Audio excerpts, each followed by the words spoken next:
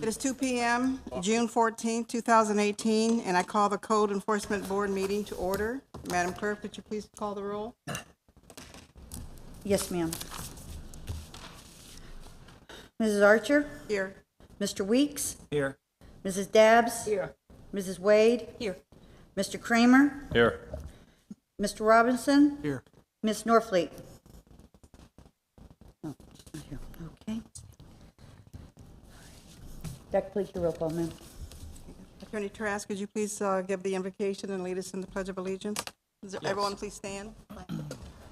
Father in heaven, we seek blessings on the tasks before us. Bless our efforts with clear insight and our deliberations with wisdom, our work with clarity and accuracy, and our decisions with impartiality. We gather to make decisions for our community. May we use only our best skills and judgment, keeping ourselves impartial and neutral as we consider the merits and pitfalls of each matter that is placed before us. This we pray. Amen. Where's the flag back there, Simmer? Okay. I pledge allegiance to the flag of the United States of America and to the republic for which it stands, one nation, under God, indivisible, with liberty and justice for all. Boy, that was poor. Screen.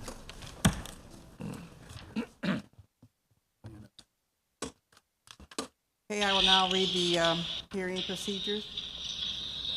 It is the intention of this board to promote, protect, and improve the health, safety, and welfare of the citizens of Tarpon Springs by providing an equitable, effective, and inexpensive method of enforcing various codes within the city of Tarpon Springs.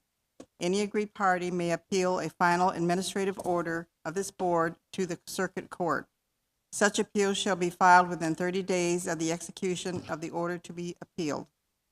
Florida Statute 286.0105 requires any party appealing a decision of this board to have a record of the proceedings to support such an appeal. The procedure of this board is as follows.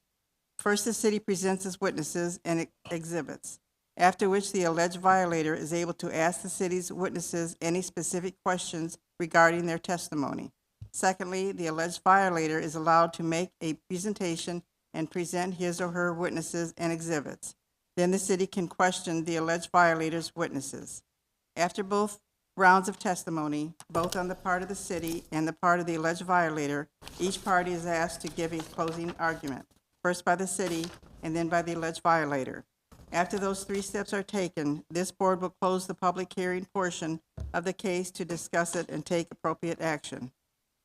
Before we begin the public hearings, we will ask for all potential witnesses to stand up and be sworn in by the secretary of the board. Anyone can.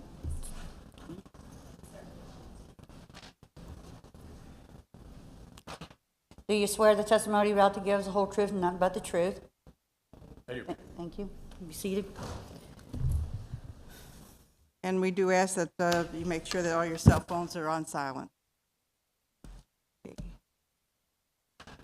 Officer Gasson, are we in line here? Yeah, number one is here, so we'll go forward with the All right. first case.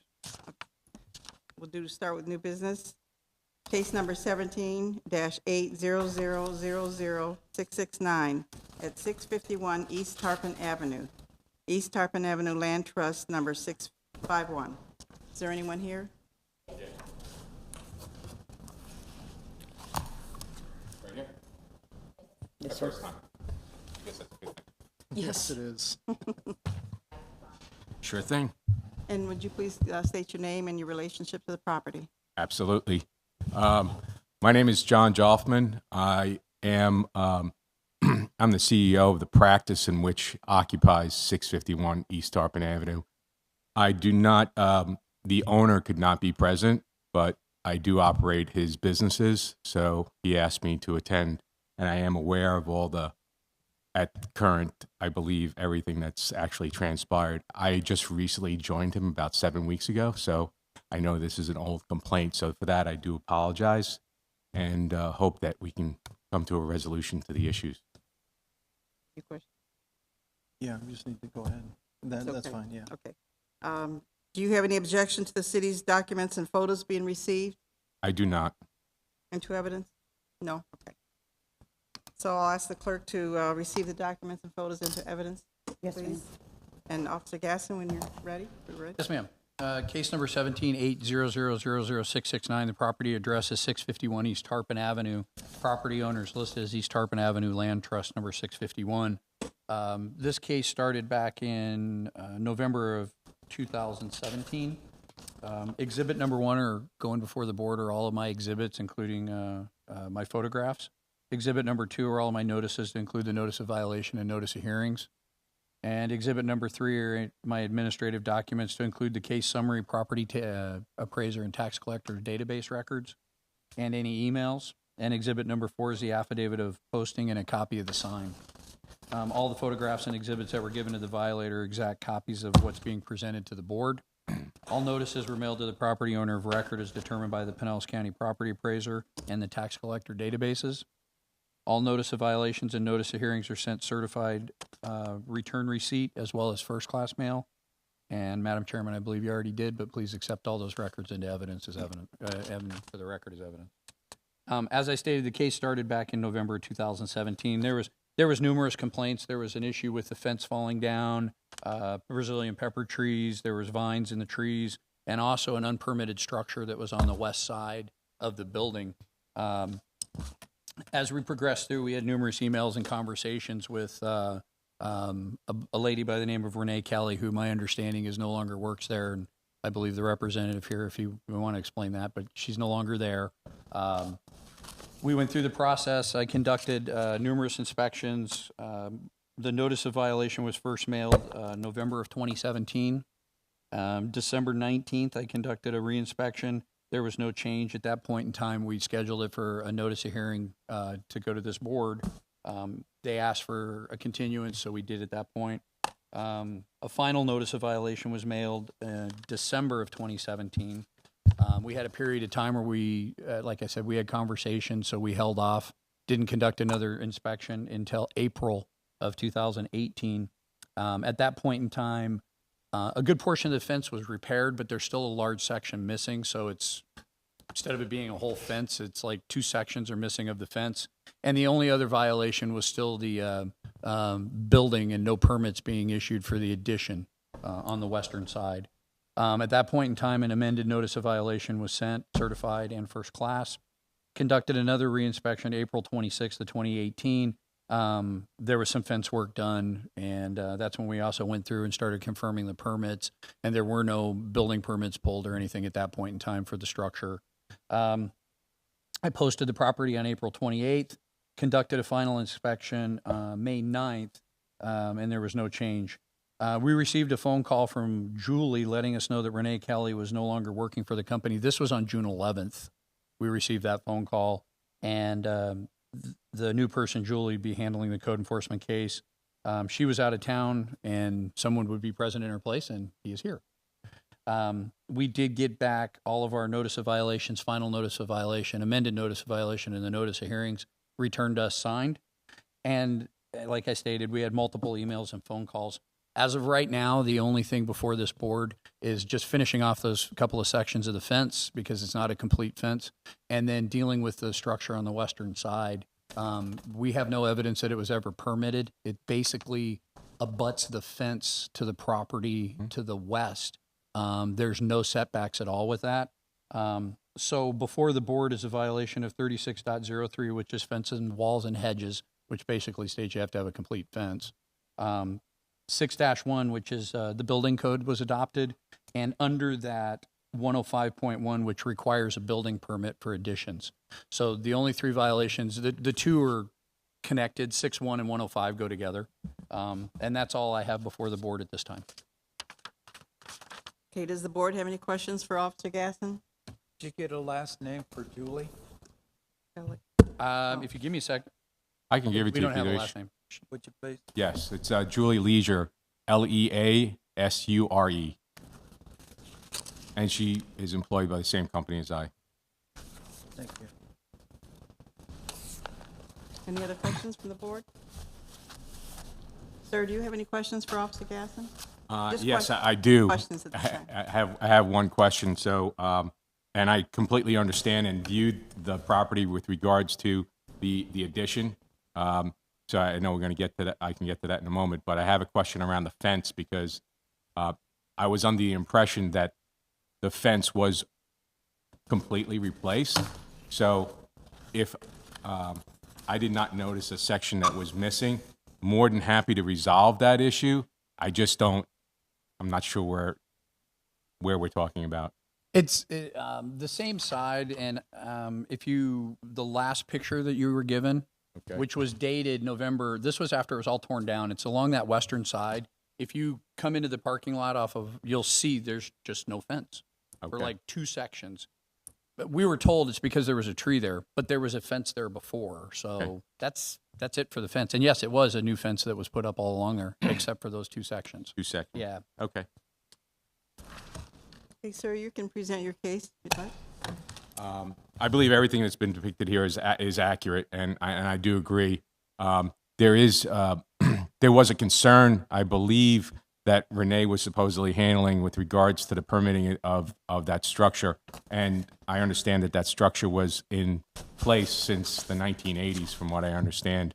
So I don't know what's happened over the years with regards to the permitting, but the owner of the property has given me the go-ahead to remove the structure. I believe that it's probably in everybody's best interest, the city's and ours as well, because I found that we have some problems with vagrancy back there and issues. So this would make a clear line of sight from the street all the way to the back of the property line.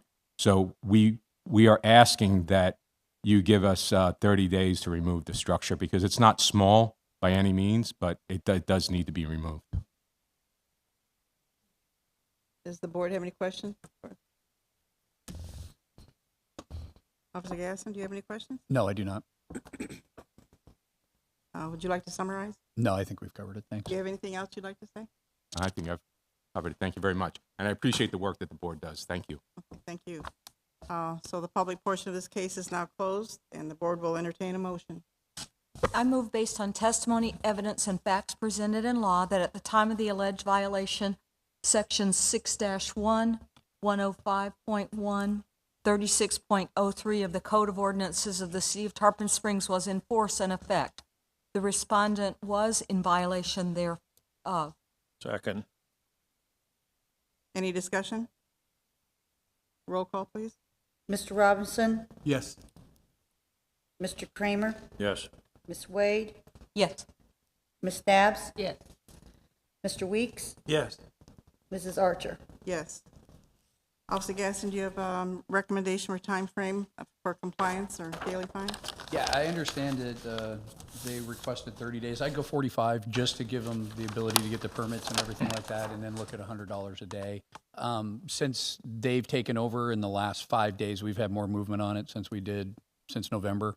So I think it's reasonable to give them a little extra time to make sure the permitting and all occurs. So. Do you have any input on that? Are you okay? I'm fine. Thank you very much. I appreciate that. Okay, we're ready for a motion then. I move that the respondent shall have until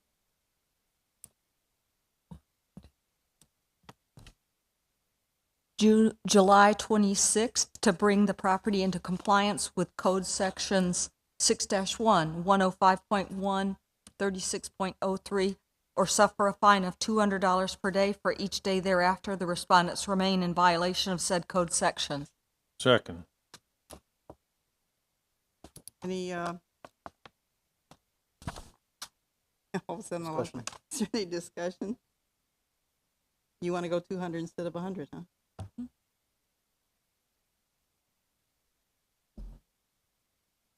Okay, ready for a vote? Mr. Robinson? Yes. Mr. Kramer? Yes. Excuse me. Ms. Wade? Yes. Ms. Dabbs? Yes. Mr. Weeks? Yes. Mrs. Archer? No. Motion carries. You wanna explain? Sir, I'm going to go ahead and summarize what has happened. The board has found the property owner in violation of those 3 code sections. 6-1, 105.1 is in the building code, and 36.03 regarding fences.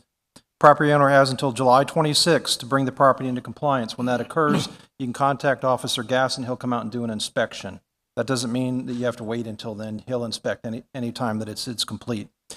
Should the property owner fail to bring the property in compliance by July 26th, the board has assigned a $200 a day fine. That will begin on July 27th. You understand? I do. Can I ask a question? Any questions of the board, or you're talking about the city? City, I just want to know, do I need a permit to remove it? I would recommend right across the halls of the building department. That's it. Stop in see them, and more than likely you may. I just don't want to know. make sure that I'm in compliance. Yeah, check with them, please. Okay, thank you. Is that it? That's it. Thank you all. Appreciate the time. Thank you.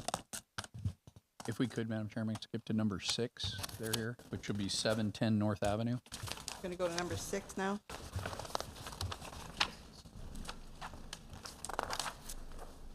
Case number 18-8000109 at 710 North Avenue, Paul Kerr.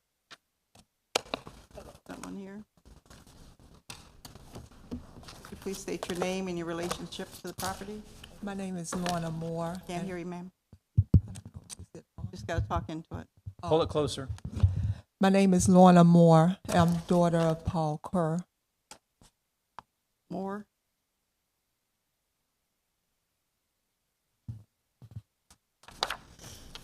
Do you have any objections to photos and? I don't have any objections. Evidence? The family, we know that the property needs to be cleaned up and, the house needs to be brought up Okay. to code. That's all I just need to know. for subject. Bob, if you will, accept those into evidence, please, when you get them. Yes, ma'am. Yes. Thank you. Case number 18-800000109, the property address is 710 North Avenue. The listed owner is Paul Kerr, from my understanding, is recently deceased. This case started back in February of this year. Exhibit number 1 going before the board are all the photographs to include the inspection photographs. Exhibit number 2 are all of my notices to include the notice of violation and the notice of hearing. Exhibit number 3 consists of the administrative docs to include the case summary, the property appraiser and tax collector database records, and any emails. Exhibit number 4 is an affidavit of posting and a copy of the sign. All of the photographs and exhibits that were given to the violator, his daughter, are exact copies of what's being presented to the board. All notices were mailed to the property owner of record as determined by the Pinellas County Property Appraiser and Tax Collector databases. All my notice of violations and notice of hearings are sent both certified mail and first-class mail. And Madam Chairman, as you already stated, but please accept all these documents into evidence. Yes, sir. As I stated, the case started February 22nd, 2018. Part of the case started because the fire department had responded out there, I believe, on a medical call. Before that, it might have been in January. Sent me some photographs of inside the house. There's exposed wiring. I have not been inside the house. All of my photographs have been taken from the right-of-way, either to the west or to the east side of the property. But basically, there's large holes in the roof. The structure has never been completed, and it's in very poor, dilapidated condition. The fire department raised the concern about it being a safety hazard when somebody at the time was living in it. Obviously, that's not an issue at this point. At that time, on February 23rd, I sent a notice of violation, certified in first class, conducted a reinspection on around March 27th. There was no change. The last permit that was issued on the property was in 2005 for a remodel, and that permit was never signed off by the city as completed. March 27th of this year, the final notice of violation was mailed certified in first class. I conducted another reinspection on April 25th. There was no change. As I stated, the property needs to be brought up to current code standards and or demolished. Well, not and or, but or demolished. And at that point in time, we sent the notice of hearing. On May 1st of this year, the notice of hearing was mailed certified in first class. I posted the property on June 2nd and signed the affidavit of posting. On June 13th, I conducted the final inspection, and building still stands in the condition that it is, dilapidated debris on the property and unfit for human habitation and a nuisance. Before the board right now, and also covering that along with, there's Brazilian pepper trees all over the property as well. Violations before the board right now are 8-40, which is duty to maintain private property, which also covers 8-38 and 8-41, which are the nuisance conditions, one of which covers specifically having a dilapidated structure that's dangerous or an attractive nuisance. 13302 is applicability and maintenance of of trees on the property which affect the Brazilian pepper trees. 8-52 is nuisance prohibitions, which has to do with debris and overgrown lawn and things like that. And lastly, 36.03, which are fences, walls, and hedges. If you saw in some of the beginning photographs, there's a kind of a concrete wall out front that it was leaning, and it was in poor condition, and it appeared to be unsafe and needs to be brought up to current standards. And there's also a wooden fence behind it that's leaning over as well. That's the purpose or the reason behind the violation of 36.03. So at this point in time, we've had contact. I haven't had any contact with the owner specifically. His daughter has contacted us a couple times. So she was aware of this. She was aware. No, right away. last year, I know that. Hold on a okay, second. Okay, I wasn't sure if I could speak. Yeah, you'll get the opportunity. Okay. I know there was a previous call that we had, a previous case on this, and some things were done to it, but then it was brought to our attention again. So that's the reason why.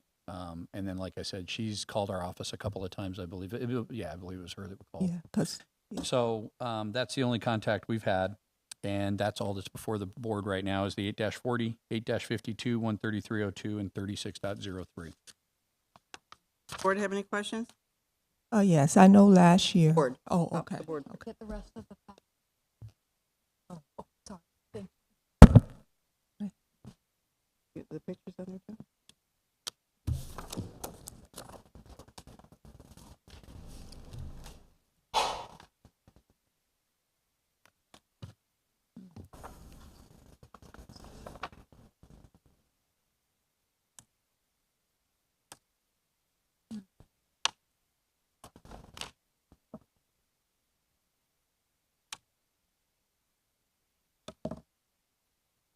I'm just asking if any board has any questions for Officer Gasson. Hey, ma'am, do you have any questions for Officer Gasson? Just questions at this time. I know last year my father brought this to my attention with the first notice that he received. And then we went down to his May I ask place. a question? Yeah, and my question is, I was not aware of this second notice. I thought I had requested all correspondence that I get those copies, and I did not get this, what was going on in January. I did not know about this. So why wasn't I informed of this second violations that was put upon him? We're required by law to send the notices to the property owner of record according to the Pinellas County Tax Appraiser and database. We're not required, if they're not listed there or you're not listed as a property owner, those notices aren't going to go to you. I did speak to someone last year, and I said to CC me in every correspondence that is sent to him. And it was told to me that that was going to be done. Well, I'm sorry it didn't, but we're not legally required to do that. Okay, So thank you. Hey, ma'am, if you'd like to present your case now, you may go ahead. My family and I, we're going to address the problems at 710 North Avenue. The property is up for sale. That's our intent, to sell the property.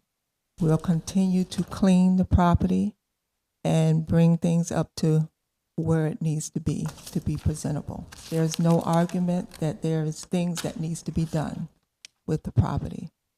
We're asking for 6 to 8 months to get that done.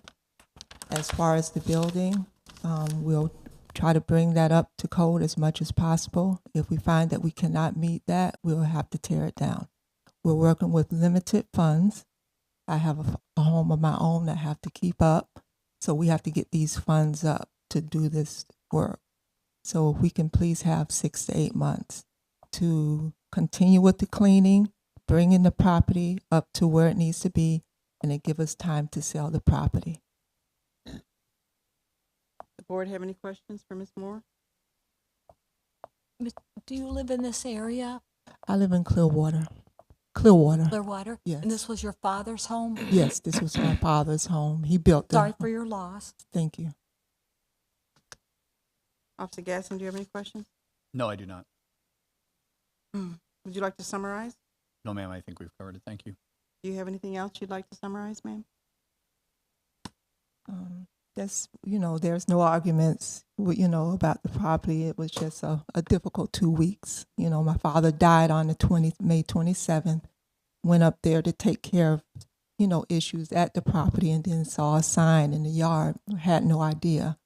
The family tried to help my father as much as we could, because it was just, I went to police station, saying his situation was something was not right, with his friend that he was dealing with, and it was just a lot.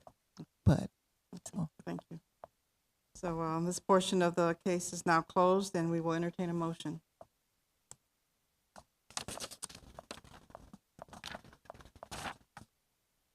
I move based on the testimony, evidence, and facts presented in law that at the time of the alleged violation, sections 8-40, 8-52, 133.02, and 3603 of the Code of Ordinances of the City of Tarpon Springs was in force and effect.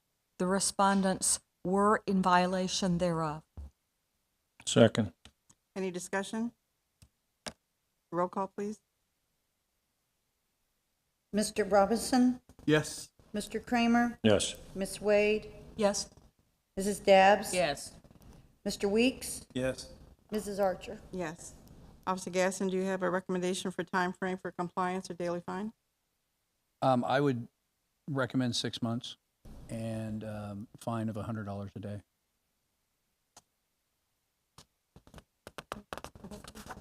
Do you understand that, Mr. Moore, yes, what he's recommending? 6 months from today. Okay. Okay. Okay.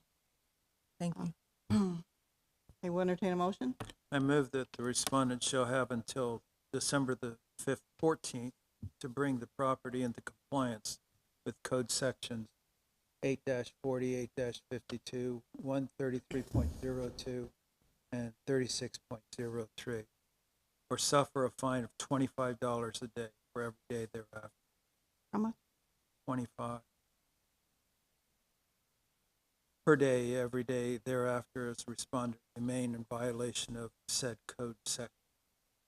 Could we discuss it a second. little bit? Yes, after I get a second. I second. Okay, now we have a discussion. I don't want to penalize the family further. Make sure you're talking to the mic. I don't want to penalize the family further. I'm just concerned with the condition of the structure and that he's lived there with no roof and it still has no roof. And I'm thinking critters and everything else is going to be in and out of there and they might need a little bit of an oomph. I don't mean it as a penalizing, but I'm concerned. This has obviously been this way for a long time with nothing happening to it. I agree. And It was not in, my feeling is that it was not in her hands at the time, and that the family doesn't have a whole lot of money, and I'd rather that they spend it on demolition or whatever they have to do, rather than suffer $100 a day fine. I understand.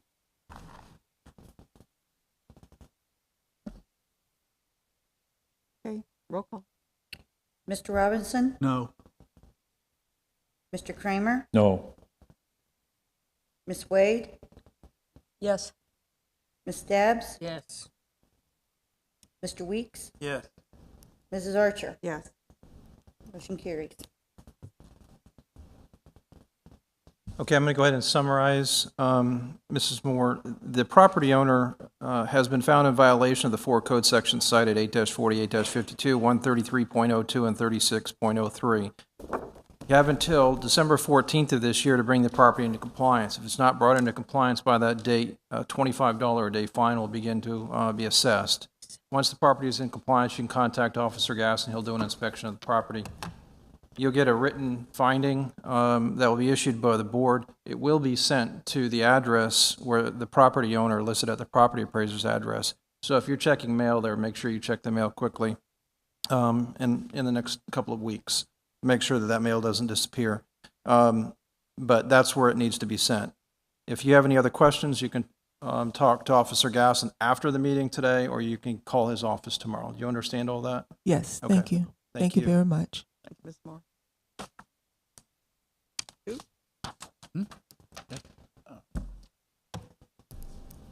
one? Next one is going to be number 7, Two? 457 East Morgan. Sorry. 7. Yes, number 7. 7. Number 7. Case number 18-800000141 at 457 East Morgan Street, Virtus Cross, not sure the, okay.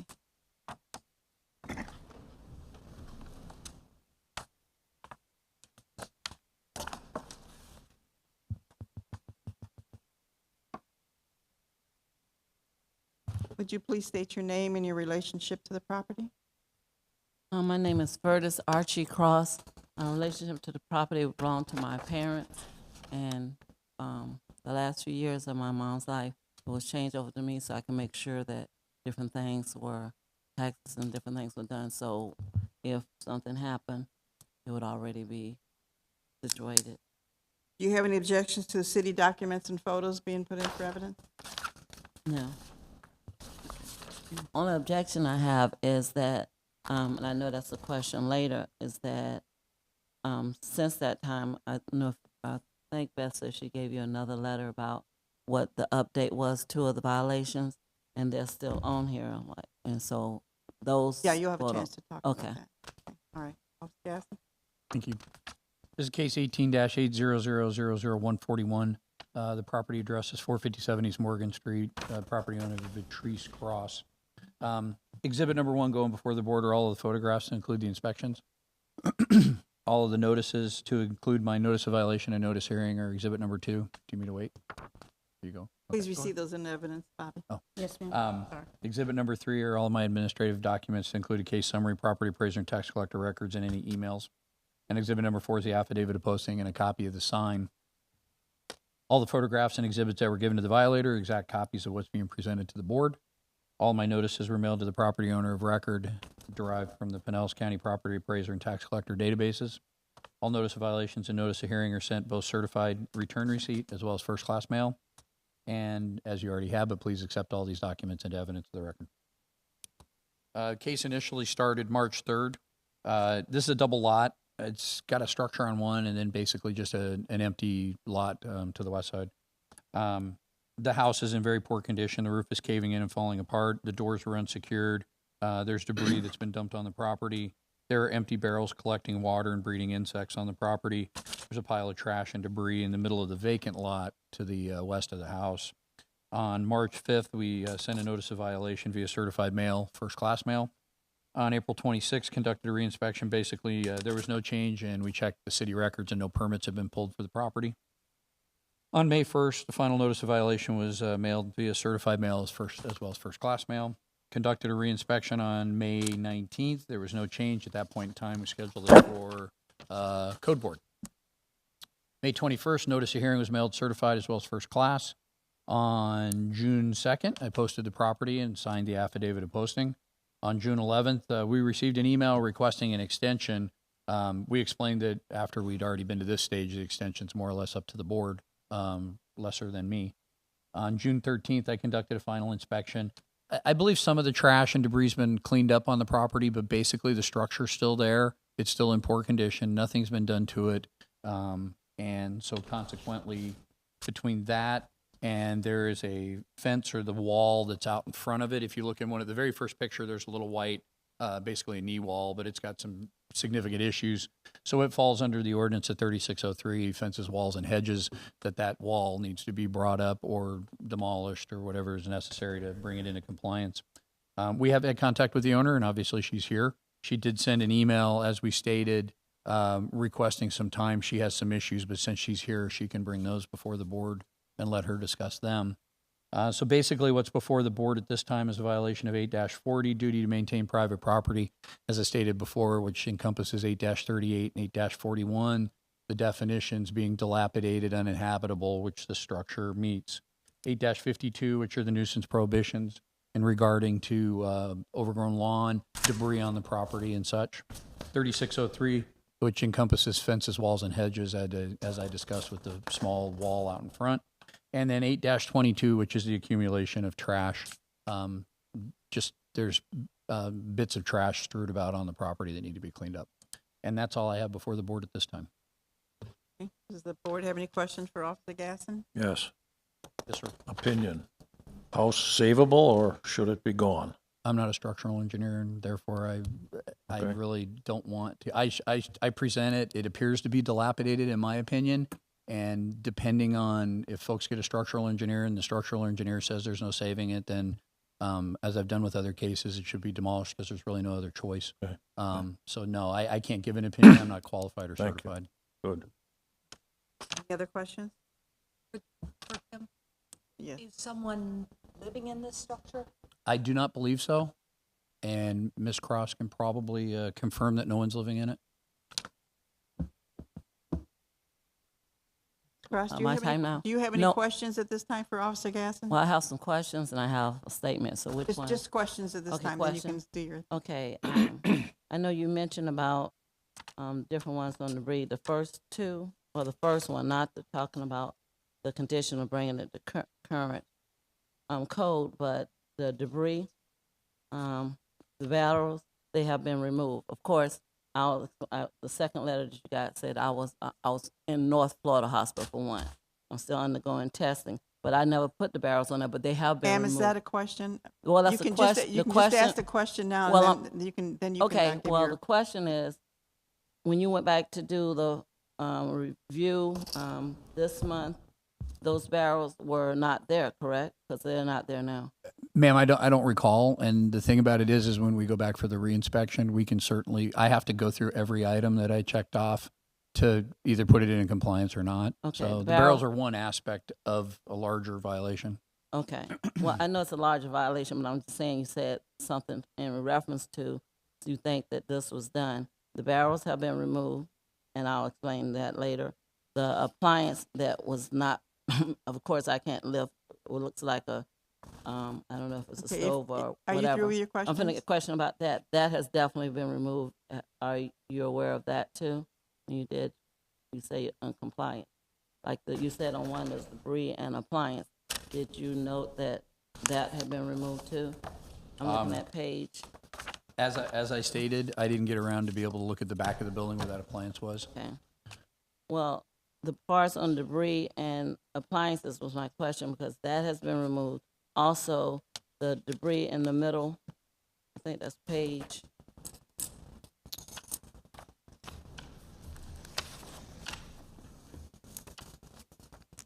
The final page, that has been removed. So, but you said neither of those have been updated, right? So that's still on there. So what I was saying was, did you put in your notes that at least 2 of those violations have been complied with? That's what I was asking. I'll be more than happy to go out tomorrow and look at it. Okay. Just so you understand the way the case works, even if you have 5, unfortunately, it's like it has to be complied. The whole thing has to be complied. I have no problem going out, taking a Okay. quick look and closing out Okay. a couple. Depending on what the board does, they're going to give you time probably. So we can take care of all those at once. Okay. I just didn't know. Okay, That's Ms. why I was Cross, asking the if you'd like question. to present your case now, you can go ahead. Okay. I think Beth gave you a new update. Okay. Okay. Okay. One of the things, when the first one came, immediately after that, I went to the hospital, so that was one. And I told someone to check into doing that. They didn't follow through, so one of the items I will be taking care of was getting a loan to get someone to do it. And also, like he said, a structural engineer to check see if this can be done. And if it can, I will get a loan and do it. However, that part, like the larger part, is not done. But one was returned, and the reason it was returned because between being in the hospital and not being able to drive or walk or anything based on North Florida Hospital, a lot of things changed with me. I mean, I sold some property in order to take care of some things. That was supposed to be the next thing. But then when this came rolled in, there was not me there to even try to talk to someone, to get someone to give me some input on whether this can be salvaged, because this is also a home that's over 50 years old. I live also in a historic area. This house was from the historic area. When I talk about the Sponge House area, this is where this house was taken from and took to that location. However, when you say whether it can be saved or not, like he said, I'm not an instructional engineer, so I don't know. But I did talk to one of the city, used to be city, I guess, employees that does inspections. He said various things comply with that, and also someone that does homes that do older homes, like 50, 60, 70 up, and he said that the condition is based on a lot of things, you know, for somebody professional to go check it out, and also how much money you have to invest in, whether I get a loan, how much it's going to cost me to bring it up if it's able to be brought up. I say that to say that there's the reason why I asked for an additional time, because when I was talking to Beth and stuff, was talking about the estimated time, and I also asked the one that was doing older homes in Tarpon Springs in the historical area and other areas, that said a minimum of time, minimum to do an older home, if it's done properly, would vary from 6 months on up. So I changed it from the original date that you see in that 3 months to at least 6 months. So if they do say it's salvageable, I'll have a chance to do that, and they will pull the permit and everything and, you know, get a loan and do that. It was my goal to save it if possible, you know, but I don't have any of those credentials like Arthur Gaskin to make that decision, but I will inquire for someone that has that expertise to check it out and see what can be done, because just like that home, there are a lot of homes in Tarpon Springs. I know on the 30th this month, Tarpon Springs got a award for historical, being a historical town, less than 25,000. So based on that, supposedly we honor, not just like elderly people, we honor historical homes, if possible. So if it can be saved, I would like it to be saved. If it's not, it's a different story. But because we are this kind of city, and I've been here most of my life, that we honor historical houses, at least in the historical district, maybe not all over Tarpon, but you do honor that if it can be saved, and it is feasible amount when I get a loan, that I would like it to be saved. If it's not, I understand that also. But I would like the opportunity to investigate whether that is possible, and not just say, based on the way it looked. I know you see some pictures that, well, it's dilapidated. That's like saying in reference to a person that's older, and one area is old and one is honorable elderly. Same thing with a home. Some are old that can be saved and some cannot. And based on the report of what they consider historical, one of the requirements is 50 years and older. This home is 50 years plus older. However, I would like those things to be in consideration, that because this is the type of city we are, that I'll be given the time to investigate whether that is possible to save it. So that's why I asked for additional time to 6 months. And if they say it can, the home will be, of course, brought up to code. It is not anyone living in it now. I also went to the point of making sure that he was saying like the door is secure, because it's an older home, and like a lot of homes in Tarpon that are older, they're either open porch or they're closed-in porch. This was a open porch, but it was closed in, and the inside is the actual door, like my neighbor's door. So when the part that might be like unsecure is not going into the home, but because there are people that do, I realize, go into homes, there's also been a board put on. So until I can get someone to go out and do these things about investigating, nobody, hopefully, you know, there are people that'll pull stuff down, will be deterred from going into that home. But that is my request for consideration, that I've given the opportunity to actually check and find out, can it be saved? And if it can, I would like the opportunity to do that. And if it can't, I would look into the latter part. And also an Officer Gaskin review of notes of how to do it. He gave two options, that demolished or brought up to court. And so since, Officer Gaskin, you gave that, that's another reason why I think I should be allowed, or my family be allowed, to see if it can be saved, because that's an option.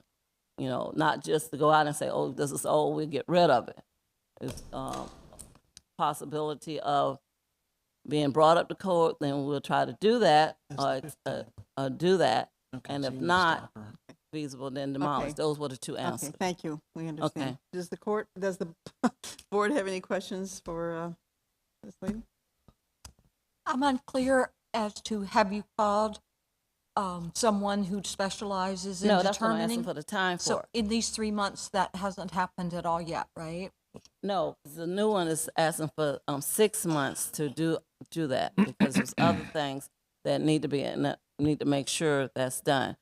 And the one paper you have also, Gaskin, where it's returned, it was returned because I was ill. I was unable to even leave during that time, drive or leave and stuff, so I didn't get that. That was one means of, because I do answer, respond to letters. So that's why it was returned, because I hadn't, even though it was sent, I didn't receive it, because I have a P.O. box. Okay. Officer Gaston, do you have any questions? No, I don't think so. Not at this point in time. Would you like to summarize? Officer Gaston? I was quickly trying to see if it's, I'm on the National Park Services site to see Okay. if it's in a historic district. I don't believe it is, because I had another property close by there, but unfortunately I can't confirm that. I did email Karen Lemons to see if it's either a contributing structure or if it's in the historic district. And based on the National Park Service, that area does not appear to be in the historic district. So the chances of it being a historic property is probably slim to none. With that being said, I don't have anything else to add. Do you have anything else to add? Anything else to add to that? No, only what I've asked, request the time. And the We difference got in it. the one that's original and the second one, you did receive that. It's asking for 6 months, not Right. 3. Okay. Okay. All Just right, thank you. Clarification. The public portion of this case is now closed, and the board will entertain a motion. I move based on the testimony, evidence, and facts presented in law that at the time of the alleged violation, sections 8-22, 8-40, 8-52, and 36.03 of the Code of Ordinances of the City of Tarpon Springs was in force and effect. The respondent was in violation thereof. Can I have a second? Second. Any discussion? Roll call, please. Mr. Robinson? Yes. Mr. Kramer? Yes. Ms. Wade? Yes? Ms. Dabbs? Excuse me, Mr. Weeks? Yes. Mrs. Archer? Yes. Officer Gaston, do you have a recommendation for time frame or daily time? 6 months and $100 a day, same as 710 North. 6 months, $100 a day. Then.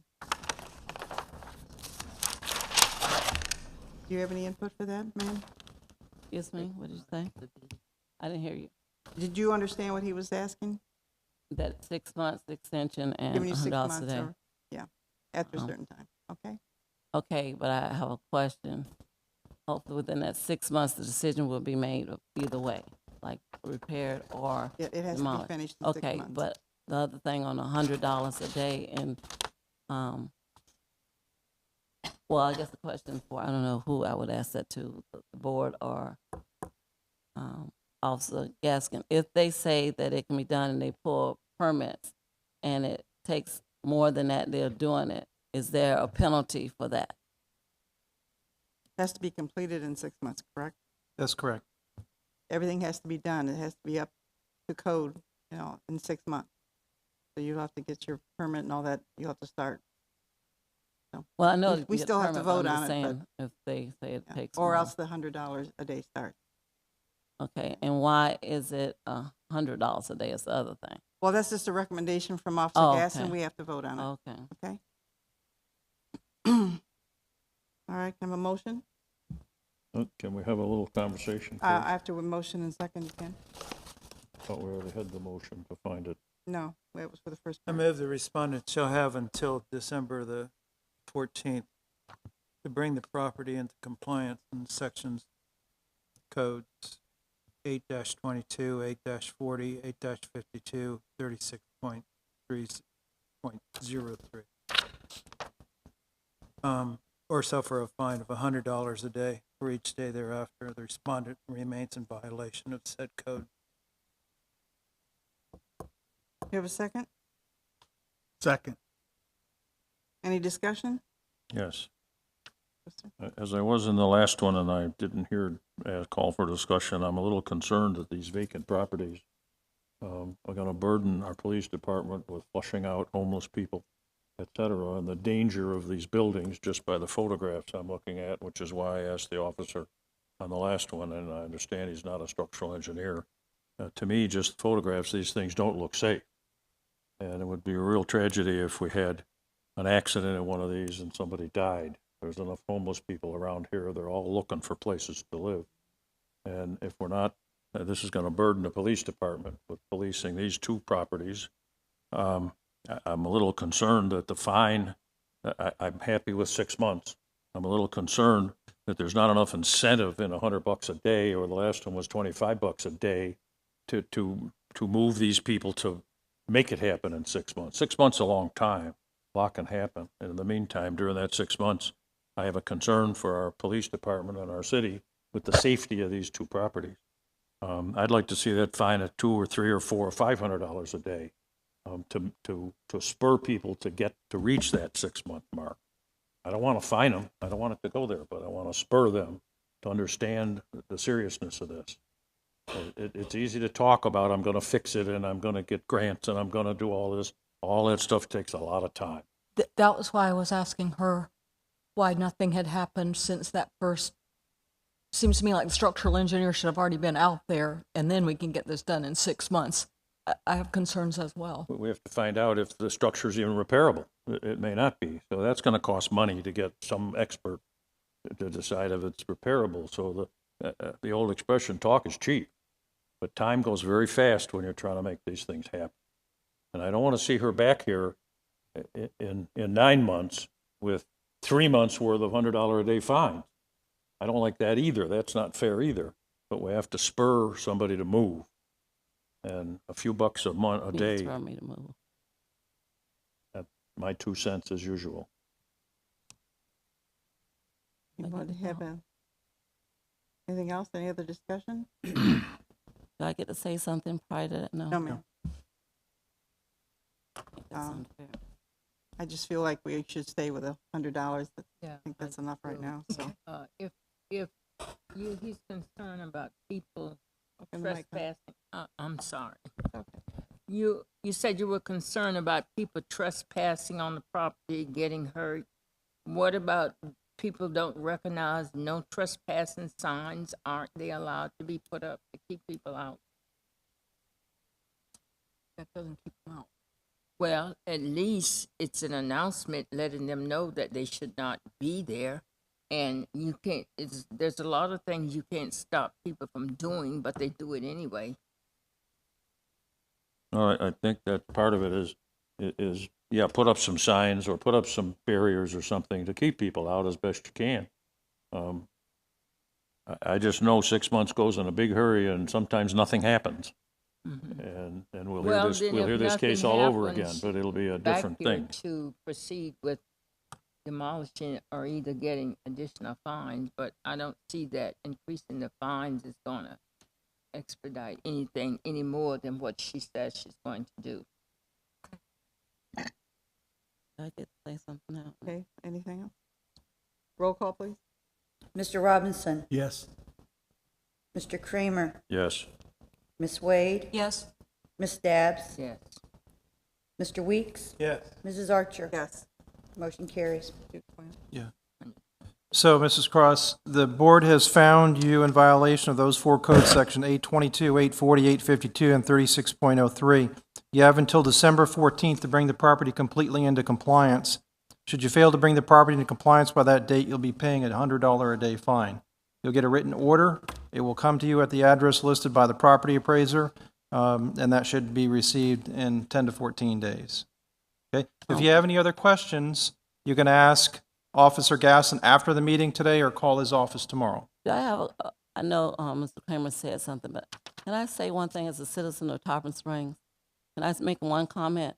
I think that's very unfair for you to judge me and say that I would just be saying something and not put words behind it. I told my attempt to get somebody official, and if they say it's not, I will have it demolished. But they said to save, and I get a loan to do it. I need to do that. I don't need you to put a fire under me to do certain things. I was in the hospital. That's why I didn't address him before then. I'm sitting here first time at this board.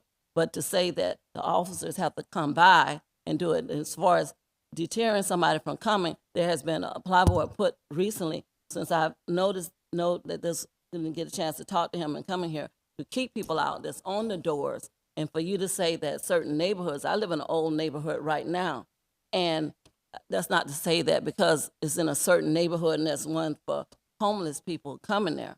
There are neighborhoods that we see on the news every day that's $1 million homes and $500, $2 million homes that people go there and go into the people's property. So to say that's in a certain area, in Martin Luther King area, to say that homeless people just going to target that area and you need to put a fire under somebody for fines so that they can get the point. I get the point. I live here. Okay. I get the point. Okay. And I would like that to be considered when you talk to people that, saying that talk is cheap. I know how much talk costs and how much reality costs too. And just for records for you to know that what I said is what I will be doing. Okay, we appreciate that, Mrs. Kerr. Okay, Thank you very much.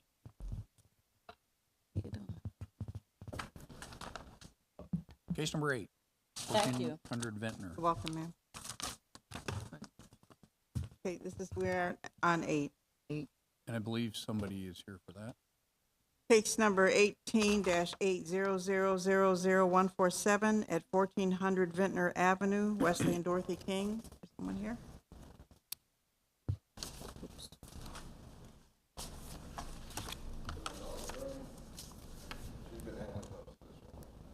The answer is yes. She can sit there. Have both of you been sworn in? Okay, raise your right hand. Do you swear the testimony you're about to give is the whole truth, nothing but the truth? Thank you. Okay, when you please both give your name and your relationship to the property? Pardon? Please give your name and the relationship to the property. Wesley King, the owner. Ma'am? I'm his daughter, Brenda Crosby. I don't live at the property. I live at a different residence.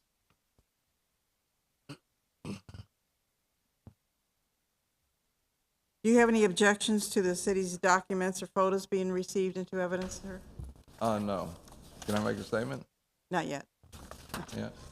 Unless you have an objection to the, No. okay. And please receive those into evidence, Bobby. Yes, ma'am. Officer Gassie. Thank you. Case number 18-800000147, the property address, 1400 Ventnor Avenue. Property owner is listed as Wesley and Dorothy King. Exhibit number 1 going before the board are all of my notices to include my inspections. Exhibit number 2 are all of my notices to include the notice of violation and notice of hearing. Exhibit number 3 are administrative documents to include the case summary, property appraiser, and tax collector records, and any emails. Exhibit number 4 is the affidavit of posting and a copy of the sign. All the photographs and exhibits that were given to the violator are exact copies of what's being presented to the board. All notices were mailed to the property owner of record as determined by the Pinellas County Property Appraiser and Tax Collector databases. All notice of violations and notice of hearing are sent via certified return receipt as well as first-class mail. And Madam Chairman, as you already have, please accept these into the record. Case started March 6th of 2018. It was my initial inspection. Got a complaint from a neighbor. Property had numerous violations, large amount of debris towards the rear, including tree debris and other items, trash cans in public view. At the time, there were 2 vehicles which appear either inoperative. One has crash damage. The other one was covered with leaves and unknown if tags are on either of them. They were both backed in. Sidewalk basically was invisible and covered with debris at the time, basically tree debris. The trees were not providing minimum clearances as required, 14 feet above the street, 10 feet above the sidewalk. On March 6th, the notice of violation was mailed to the property owner. On March 20th, an email was received from the daughter requesting an extension. We extended the reinspection for 1 week to give them some time to come into compliance at their request. March 29th, I conducted a reinspection. Basically, there was no change or significant change, and I sent the final notice of violation. On March 29th, the final notice of violation was mailed, certified, as well as returned, as well as first class. April 11th, received a phone call. We moved the deadline to April 28th. and also provided them with some phone numbers to the Senior Assistance Center to try to get some help through those means. On May 9th, I conducted a reinspection. There was no significant change at that point in time. We decided to send it to Code Board. On May 10th, the notice of hearing was mailed first class as well as return receipt. June 2nd, I posted the property and signed the affidavit of posting. On June 7th, received an email from the daughter requesting when the date and time of this hearing. So we have had some contact with the owners or representatives of the owner. The final notice of violation was returned to our office signed. The notice of hearing was returned unsigned. Basically, before the board at this time is a violation 8-16, which are the pre-collection practices, which are basically having the trash cans out in public view more than 12 hours before their allotted pickup time. 8-22, which is the accumulation of trash. 8-40, which is the duty of maintenance of private property. 8-52 are the nuisance prohibitions. This encompasses any trash and any debris on the property, as well as the maintenance of the trees to provide the correct roadway clearances and well as the sidewalk clearances, basically trimming your trees properly. You may see in your notes that there was 40.00, but they're not before the board. Both of those are in compliance, so they're not for the board's consideration. So I just wanted you to make sure that if you saw that, it wasn't with the board at this time. And I have nothing further at this time. The board have any questions for Officer Gasson?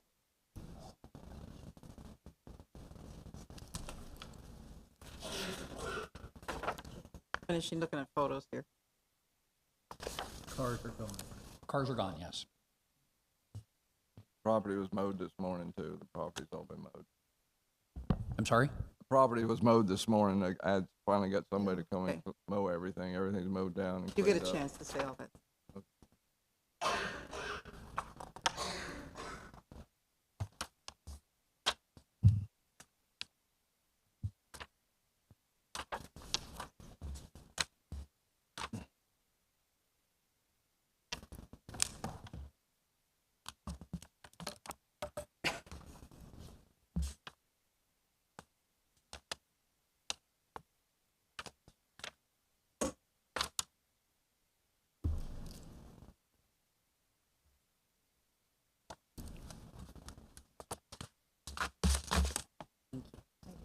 Questions?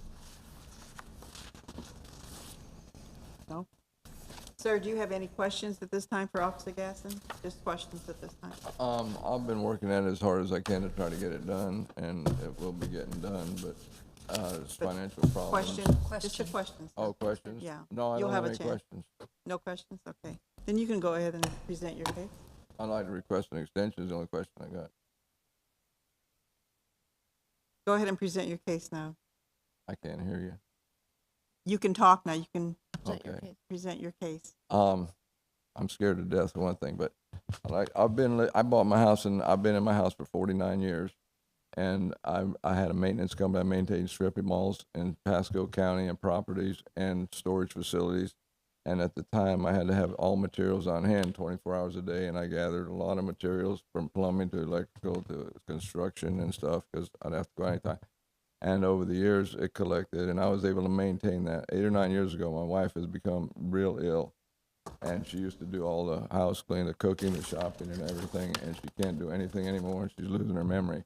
I have to spend half my time taking care of her, and I also have to work, and I have to do everything, and now I've got a medical problem. I've got a hernia, and I'm trying to get this done, and financially, we make $1,300 and some a month between the both of us on Social Security.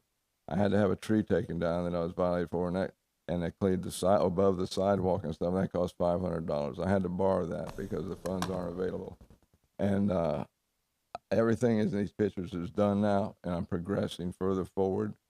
All my friends that used to help me are now dead and gone, which maybe I should be too, but I'm working at it, and I need more time. 49 years worth of stuff I can't get done in a couple of months.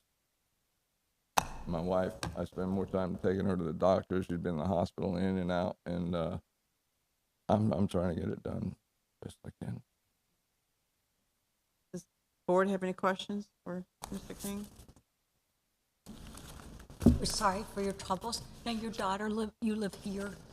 I live in Palm Harbor, yes. Pardon? I live in Palm Harbor.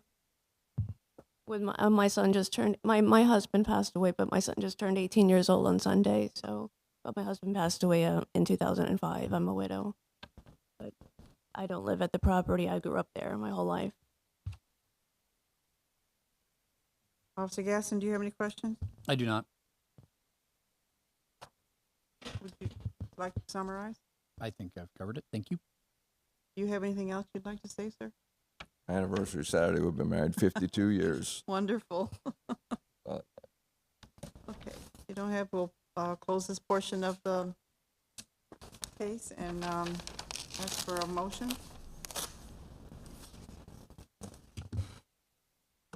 I move based on testimony, evidence, and facts presented in law that at the time of the alleged violation, sections 8-22, 8-40, 8-52, and 8-16 of the Code of Ordinances of the City of Tarpon Springs was in force and effect. The respondent was in violation thereof. Second. Any discussion? Roll call, please. Mr. Robinson? Yes.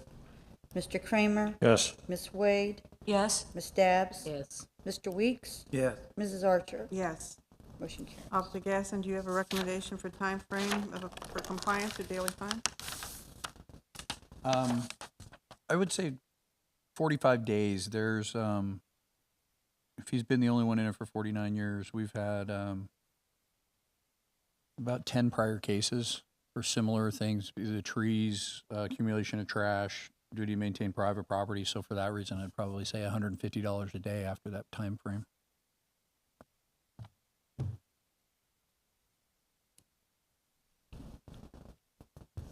Mr. King, do you have any input on the compliance date? Can you get this done in 45 days? I doubt it. I'll try. I'll get done what I can. How much time do you think you'll need? I don't know. I've got. He has a surgery that he finds out Friday when we'll be I on go his tomorrow. hernia.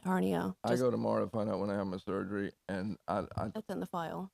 I won't be able to do anything. It's a hernia in my stomach, and I don't know what it's going to take. I don't have any money, and I don't have people to help me. I'm doing what I can myself, and I borrowed money. I had a tree taken down. It cost $500 to clear the sidewalk, and I had to borrow that money.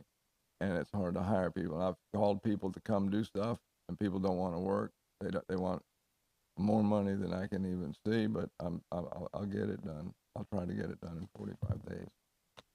If you find me, there's no way I can pay you. You'll just have to take my house. I don't know.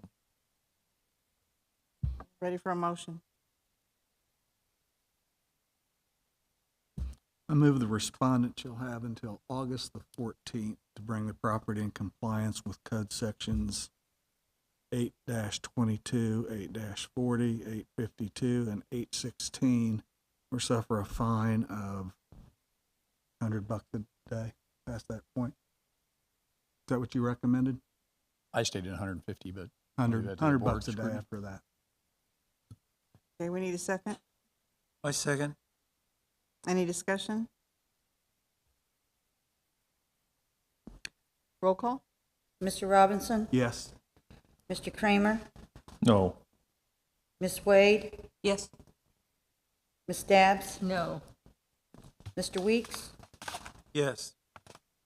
Mrs. Archer? No, it's 60 days. Okay. Yes. Will you explain that to him? So the motion carries. Mr. King, you've been given 60 days, in other words, August 14th, to bring the property into compliance. Should you fail to bring the property into compliance, you'll suffer a $100 a day fine. You'll get that written order in the mail. It'll be sent to you at your home address, where the property appraiser sends the tax bills and so forth. So if you have any questions about what you need to do, please contact Officer Gasson after the meeting today or contact his office tomorrow. All right, thank you. We're done then. Wish you much luck, sir. Good luck on your surgery.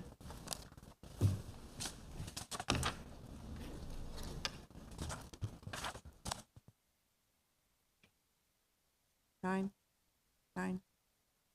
All right, case number 18-800000241 at 80 West Park Street, Constantinos Garros.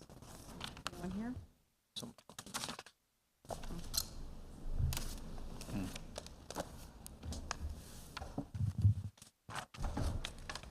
sir. Good afternoon. Hi. Please state your name and your relationship to the property. Sure. My name is Konstantinos Skaros, and I am the owner. Do you have any objections to the city's documents or photographs being received into evidence? No, I do not. Okay. Bobby, would you please receive those when you read? Yes, When you ma'am. get them? Off the gas, and are you ready? Thanks. This is case number 18-800000241. The address is 80 West Park Street. Konstantinos Skaros is the property owner. Exhibit number 1 going before the board are any photographs or website screenshots, if you will, related to the case. All the notices to include notice of violation and notice of hearing are exhibit number 2. Exhibit number 3 consists of administrative documents to include a case summary, property appraiser, and tax collector database records, and any emails. Exhibit number 4 is the affidavit of posting and a copy of the sign.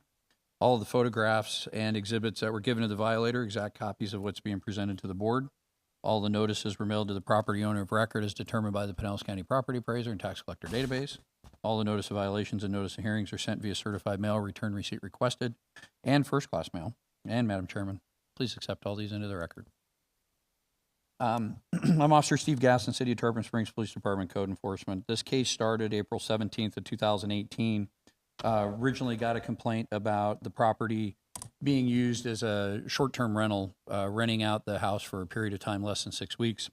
The property is zoned in the city as R60, which basically classifies it to have the requirements. R60 and R70 are 1 and 2 family residential districts. Basically, it has 7 permitted uses, which include community assembly, emergency service facilities, family care homes not within 1,000 feet of a pre-existing family care home, public parks and recreation facilities, schools of general education, single-family detached dwellings, and 2-family dwellings, single-family detached in R60 only. It also has a few conditional uses for the board, which consists of community residential homes, congregate care facilities up to 20 residents, daycare centers, daycare homes, family care homes within 1,000 feet of a pre-existing family care home, home occupations, light utility service, schools of special education, and 2-family dwellings, and then single-family semi-detached in the R70 zone. As we stated, this property is in the R60. Basically, it was a violation, but because of a couple of aspects into the definitions, the tourist home, and then also under the single-family home states for the purpose of determining whether or not a dwelling unit is being used as a single-family dwelling unit, whether multifamily, single-family attached, or single-family detached, it shall be presumed that the use of such dwelling by a family for a period of time less than 6 months, more than once a year, other than by the owner, is not single-family usage. You also carry on to a tourist home is a transient resident shall mean a visitor to the community who does not use the dwelling as a principal residence, who is neither gainfully employed in the community nor a student currently enrolled in a school located in the community, or who resides in the dwelling for 6 weeks or less. We basically sent an email via an Airbnb website requesting to rent the property for a period of time less than 6 weeks. We received a confirmation that we would be able to do that. We then had some conversations with the owner. On April 30th, I received a phone call, or our office received a phone call from Dino. He explained that he's concerned about bookings he already has up until, I believe, August. And we told him he would we'd have to also talk to Heather in planning and zoning to see if there's anything different with his zoning. On May 1st, we received another phone call. Just wanted to clarify some of the definitions and things like that. Asked for some more time, basically wanted to extend till August. I more or less said the prior bookings need to be canceled to fall into compliance. And that, as of this time, has not yet occurred. To the best of my knowledge, we haven't heard any confirmation from the property owner that he has canceled all of his reservations. So at this point, I still can't put the property in compliance. On May 2nd, the notice of hearing was mailed first class as well as return receipt. On May 31st is when we received the phone call requesting the extension to the August code board.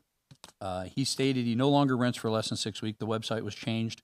That does seem to be true that the website was changed, but there does still seem to be bookings out until August for a period of time less than 6 weeks. I believe on June 11th, he had a conversation with Major Trill, and they discussed some items that I wasn't necessarily privy to, but it didn't necessarily change my case.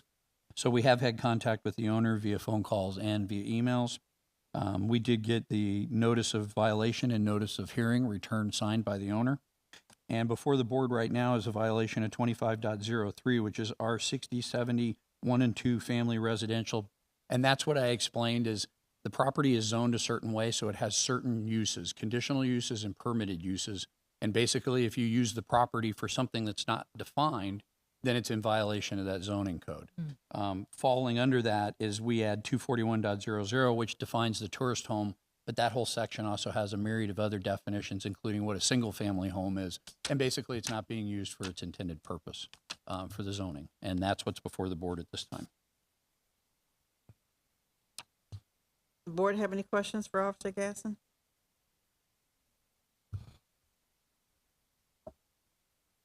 You need me to wait on you?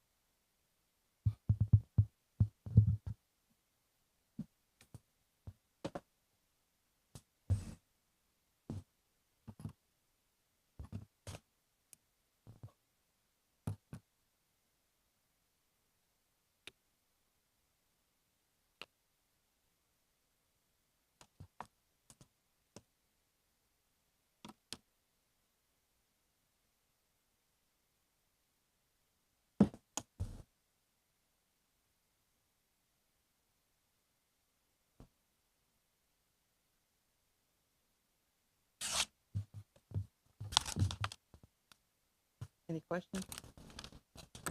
Sir, do you have any questions for Officer Gasson? I do not. Okay. You can present your case now. Thank you. Hello again, and I go by Dino for short for the long name of Konstantinos, as Officer Gasson referred to me in the testimony. If it would be to your assistance to determine this case, I also asked my wife, our year-round tenant in the property, and our next-door neighbors who are closest to the property to be here because thank you for your time. I wanted to talk about the letter of the ordinance and the spirit of the ordinance because the spirit of the ordinance is also mentioned in the ordinance itself and in Officer Gasson's communication with me. I do not dispute anything he said. He presented it extremely accurately. It's exactly what happened. There is a bit of a timeline, and I'm hoping you'll bear with me because I think it's all relevant. I discovered this town 22 years ago, and I absolutely fell in love with it. To this day, it remains not my favorite place in Florida, my favorite place in the entire universe. I would take my house literally over a villa in the French Riviera or a mansion in the Hamptons. That's how much I love this town. And I particularly wanted a house that was a two-family house that was walking distance from the sponge docks. My wife and I have 2 children.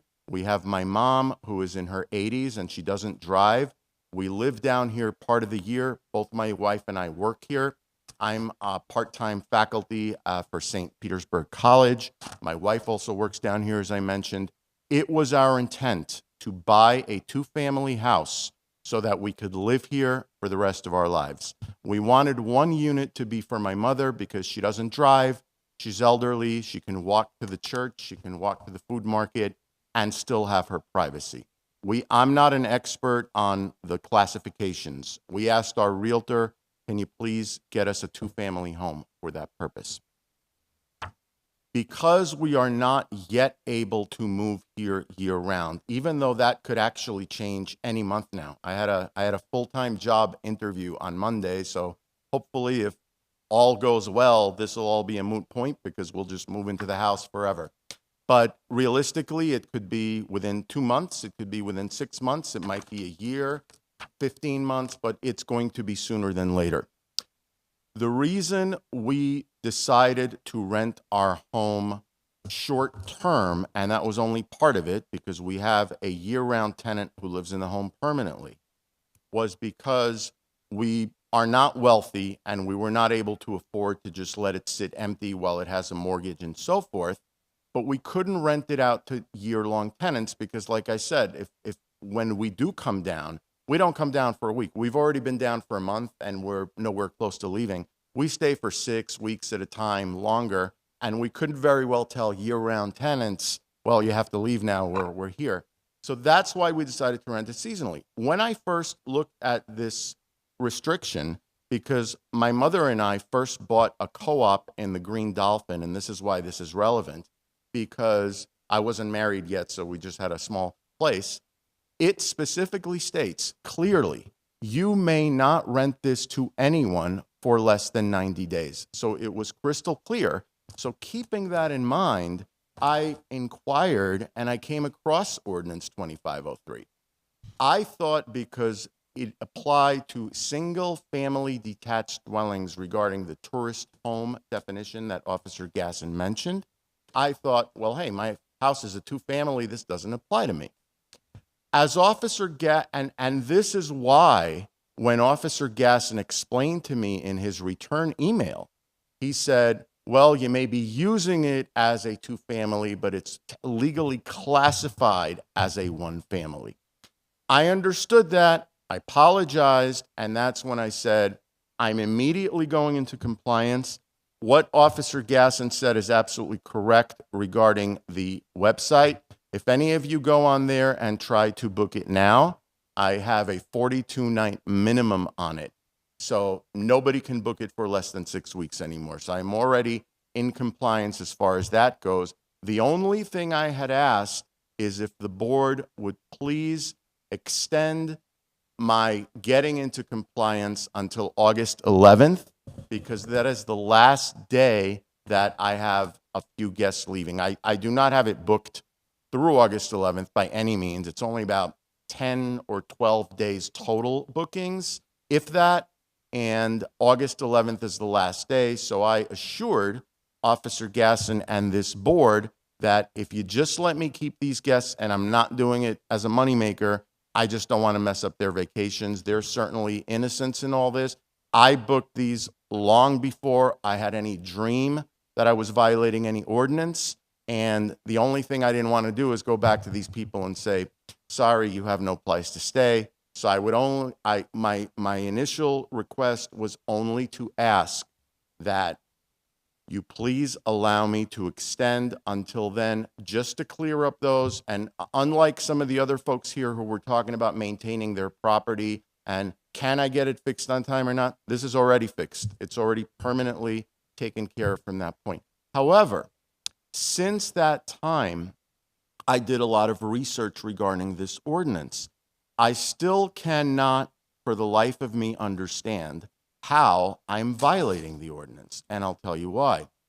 If you think for a moment about your own house, and let's say you live in your own house, and let's say that you rent it out only one weekend a year, let's say Epiphany Cross Dive. I don't think you would consider the primary use of your house to be renting it out to people. That would be an incidental use. I don't think if you rented it out that weekend and Super Bowl weekend, it would be that either. So my point is, if you look at the definition of a tourist home, it says a single family detached dwelling, which now I accept I have legally, I understand that now, whose primary use is to rent to transients, meaning people 6 weeks or less.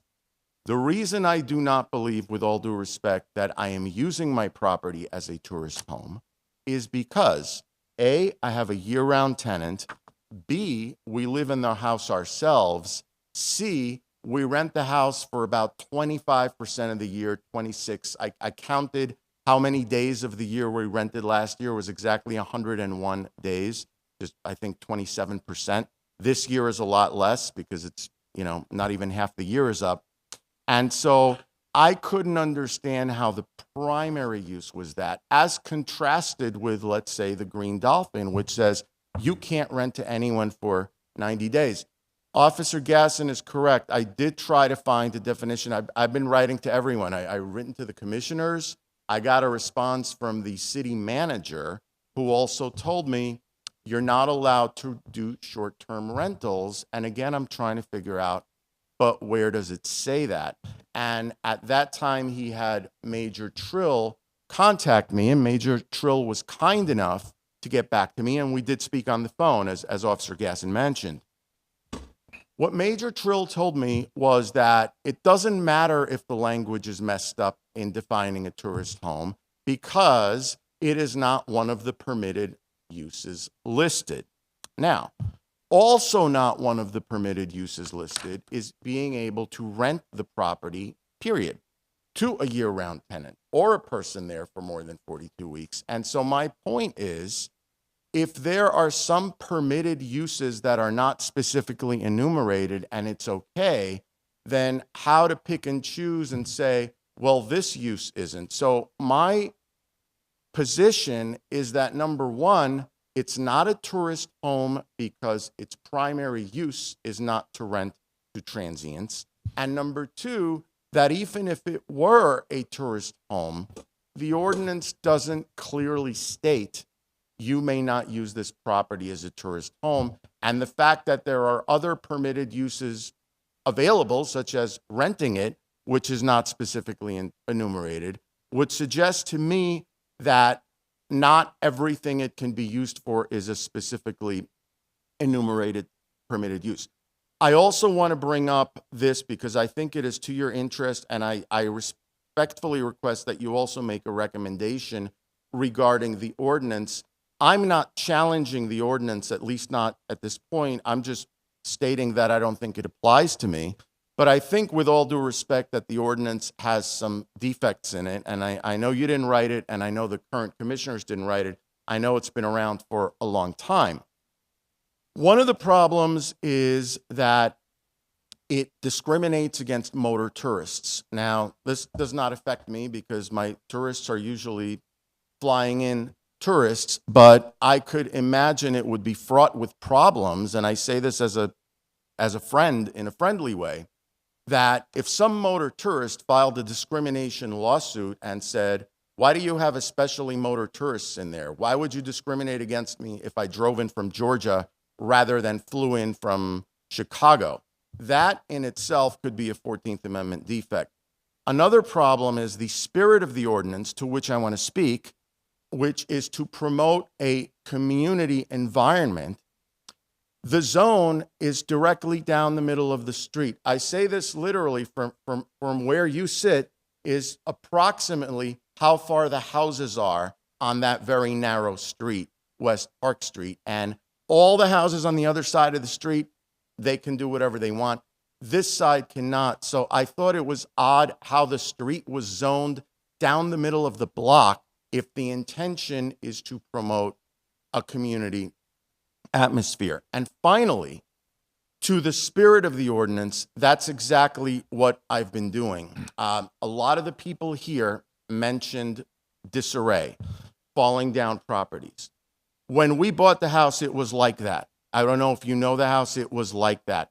We put a lot of money into it, and like I said, we are not wealthy. We took out a loan to do all the repairs that needed to be done structurally, paint jobs inside and out, landscaping, and we furnished the house, and we made it beyond up to code. We made it attractive so that we could get people in the house. I asked my tenant and my neighbors to come because they know the story better because they live it. Marilyn, our tenant, is part of the community. She's very much involved, very friendly with the neighbors. Our next door neighbors have become our good friends. In the time that we have rented, there has not been a single complaint to the police about any disorderly conduct. We have only rented to the highest quality people from websites that already have excellent reviews. As our neighbors can tell you, we had some shady characters on the block. I saw it for myself. We've had vagrants on the block. We've had drug use rampant in the town, as you know. Nothing that I brought into the community even closely resembled that. I brought people who were quiet. They knew they couldn't have parties. They spent money in the community. They were respectful. It was not a traffic issue like the person who wanted to put up a big development. This was one car for one car. Either we're here or they're here. So it did not create a problem. And basically, as our neighbors have told us, it has helped the community. It has helped the block. It has helped promote that camaraderie. Now, I would object. We're dealing with the use of the property, not crime. None of that's an issue here. And we don't have an argument with that. And I think it's just completely unrelated to the issue at hand and irrelevant. okay, I will not stop from that, and I will finish up. And I just wanted to say, just so you understand my intent in taking into consideration my case. If there had been a problem, I would not have done this. The very quick analogy, if you will bear with me, if I go to an outdoor restaurant where smoking is allowed and somebody's sitting next to me about to have dinner, I'm not going to light up just because I can. I'm going to be considerate. So the only point I was trying to make with that is, if there had been problems, I would have stopped this immediately. But it is to the spirit of the ordinance which speaks to that. So again, I ask if you would wish to speak to my year-round tenant and my neighbors, and I respectfully conclude with the following. If you would please explain to me in what way I have violated this ordinance, and as I have pledged, if I have indeed violated this ordinance and you explain to me how, I will absolutely not rent to anyone for less than 6 weeks again, meaning for compensation. I've already stopped. My last one is August 11th. I ask that if I am found in violation of this ordinance, you please extend it to that time. And I assure you that there will be no further issues after that. Thank you. Does the board have any questions? If we were to allow you that variance, we would also be not in compliance with the city code. The variance of? This time difference that you're asking for.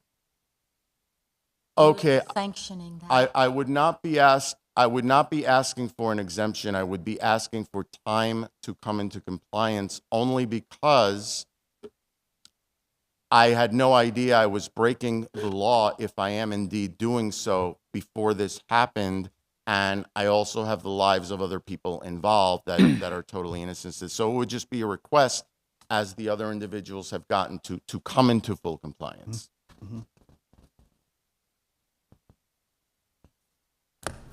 Can I ask a question too?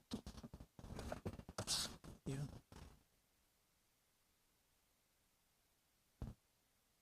I forgot what it was. Can you explain exactly what that ordinance says? 2503 is a zoning ordinance, and it basically establishes that the certain things based on zone districts that you can do with your property. We've all seen commercial districts. You can't put a 7-Eleven in a residential district. No, it's not allowed. The city says these are the certain things you can do. They go on, and as Dino brought up, definitions of single-family detached units. This is an inclusive ordinance, and what that means is if it's not specifically mentioned, you can't do it. He talks about some other things that I'll get into in my summary, but it's a very long ordinance, and I mean, they're very specific about what you can do with your property. And his particular one is zoned R60, which is primarily residential, which means it's not mixed use. You can't have a business and a residence. You can't have an apartment complex because it's not zoned the right way. You can't have an industrial. You can't have a ranch because they're not that type of property. They're not allowed. So if somebody decided to put animals in their backyard that were farm animals, it's not allowed in the ordinance. Nowhere in the ordinance does it say it's an allowed use or a conditional use, so therefore it's not permitted.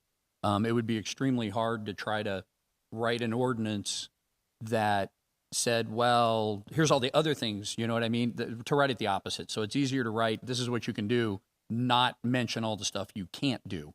Does that make sense? I hope that kind of helps. And people can make a request before the zoning board if they want the line changed. A variance? If I decided I didn't like the zone that my home was in, I can go before the zoning board and request a change. Correct. May I speak? It's the future. Quickly. Okay, sorry. I would just like to point out, one of the things it doesn't mention you can specifically do is rent for 6 weeks or more, which there doesn't seem to be a disagreement that you can do, and that is existing within the ordinance. So again, I respectfully point out that if anyone is allowed to have a tenant for 6 weeks or more, which is not a permitted use stated, why would this be different? Secondly, regarding the variance, I believe that, I checked into that. I believe variances are only given for physical conditions of property. That's how Heather in the zoning department explained it to me, so I would not be able to apply for a variance as far as I can see. Do you have any questions, Officer Gaston? Very quickly, what year did you say you moved into or purchased the property? I purchased it in September 2015. Okay. I didn't start doing this until August 2016 because the house needed a lot of work, so it took close to a year to get it up and running. And our permanent year-round tenant has been in there since August 2016. What kind of work did you do to the property? Just paint jobs in and out, inside, just furnished, extermination, fixed the air conditioning, and outside landscaping. It had been left in disarray, and my wife actually did most of it. She spent months just getting the garden up and so forth. Did you make any changes to make it a basically like a house for two families? No, we didn't touch anything structurally. When we You didn't put any walls in or separations? No, nothing. Okay. How many square feet is it? May I? It's on the property. I'm not the expert on it. Let me rephrase. Is it less than 12,000 square feet? No. I'm sorry. We're not going to do that. I apologize. The house. The house. Not the lot. The house itself. Is it less than 12,000 square feet? 12,000 square feet is a pretty Huge. significant It's less house. than 12,000 square feet. All right. It's okay. That's No, all I have. I That's all the apologize for my ignorance on the statistics. Which is why I didn't know single family, two family. It's a 3-bedroom, 2-bath. Okay, Officer Gaston, would you like to summarize? Please. Very quickly, just for the board, it is the ordinance is, it has a lot to it, but there's a couple of things. We talk about the definition of a single family detached. It means one family dwelling attached to another one family dwelling by a common vertical wall, and each dwelling located on a separate lot. So that's not the case with this because it's not on a separate lot, and he's denying that there's a separating wall. So this becomes a single family attached, a one family dwelling on a single lot attached by two or more family dwellings and common vertical walls. It's a single family home. I don't think anybody has necessarily an argument about that. With that being said, it said for the purpose of determining whether or not a dwelling unit is being used as a single family dwelling unit, it shall be presumed that the use of such dwelling by a family for a period of time less than 6 months, other than by the owner, is not a single family usage. And in this nature is prohibited transient usage, except where otherwise expressly authorized by this code. Visits by guests while the owner is occupying the unit should be presumed to be a transient use. Transient accommodation uses, which is a specific, it would have to be allowed. You will see this in zoning for commercial properties, say hotels or motels, where it'll say transient accommodated use is allowed. This ordinance doesn't allow it. The tourist home, it's not allowed. So there's nothing in the ordinance that has any provisions for allowing you to rent your house out when it's a single family home. It would have to be included in that ordinance and not necessarily say, well, you can't do this, this, this, and this, or interpret it. So because it doesn't state that you can do it, implies that it is not allowed. It's not a conditional use or a permitted use. So that's what we're here present for. It's a single family home that's also being used more or less in some regards as a commercial structure because it's making money by renting it out for a period of time. And that's not an allowed or permitted use. So that's basically all I have. As far as the spirit of the law, unfortunately, we kind of have to go by what the law says, not maybe necessarily what its intent or so on and so forth. It's not defined. We've had these cases before the board before, and it's just simply not an allowed use. So that's all I have at this point.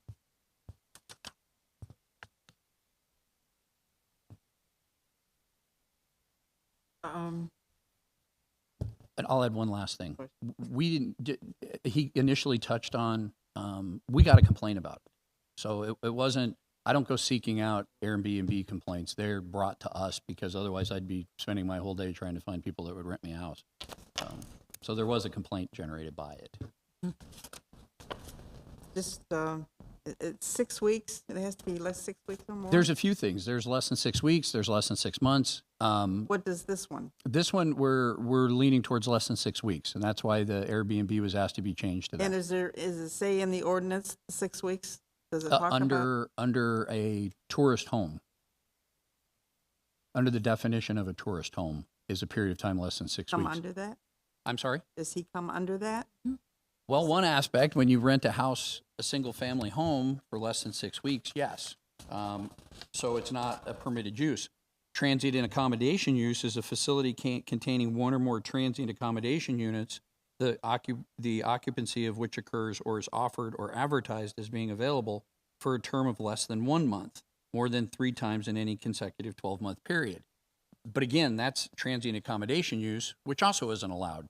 So more or less, it's saying that when you rent out your single-family home, it's not an allowed use. So I'm saying before the board that he's violating the 2503 for an R60 home by using it for something that it's not permitted to be used for.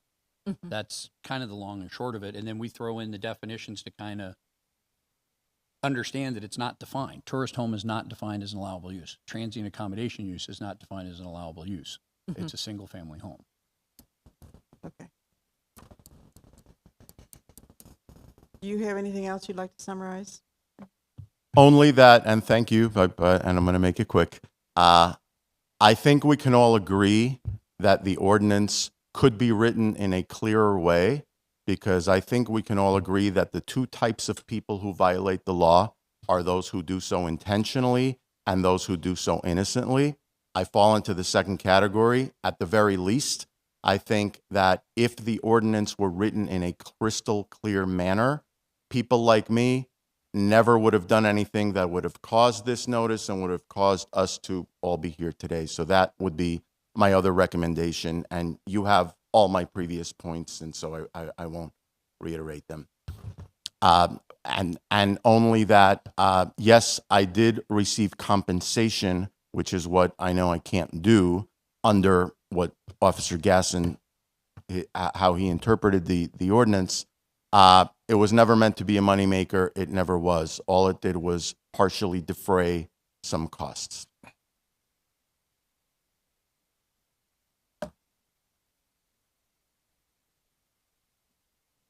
So the public portion of this case is now closed, and I'm entertain a motion.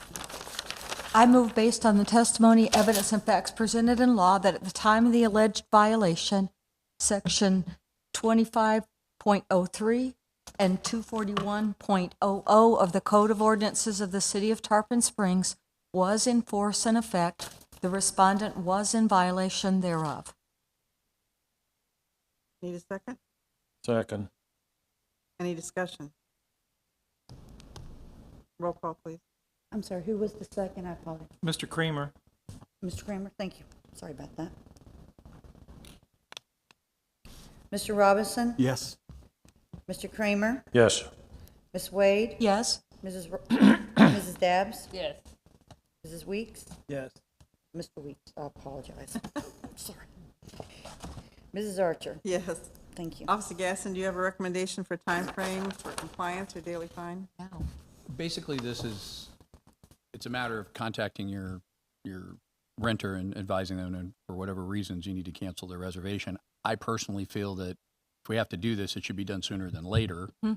So a shorter period of time would be probably more recommended. I'll leave that up to the board as far as what that time period is. But with that being said, it'll give him more time to come into compliance by canceling any forthcoming reservations.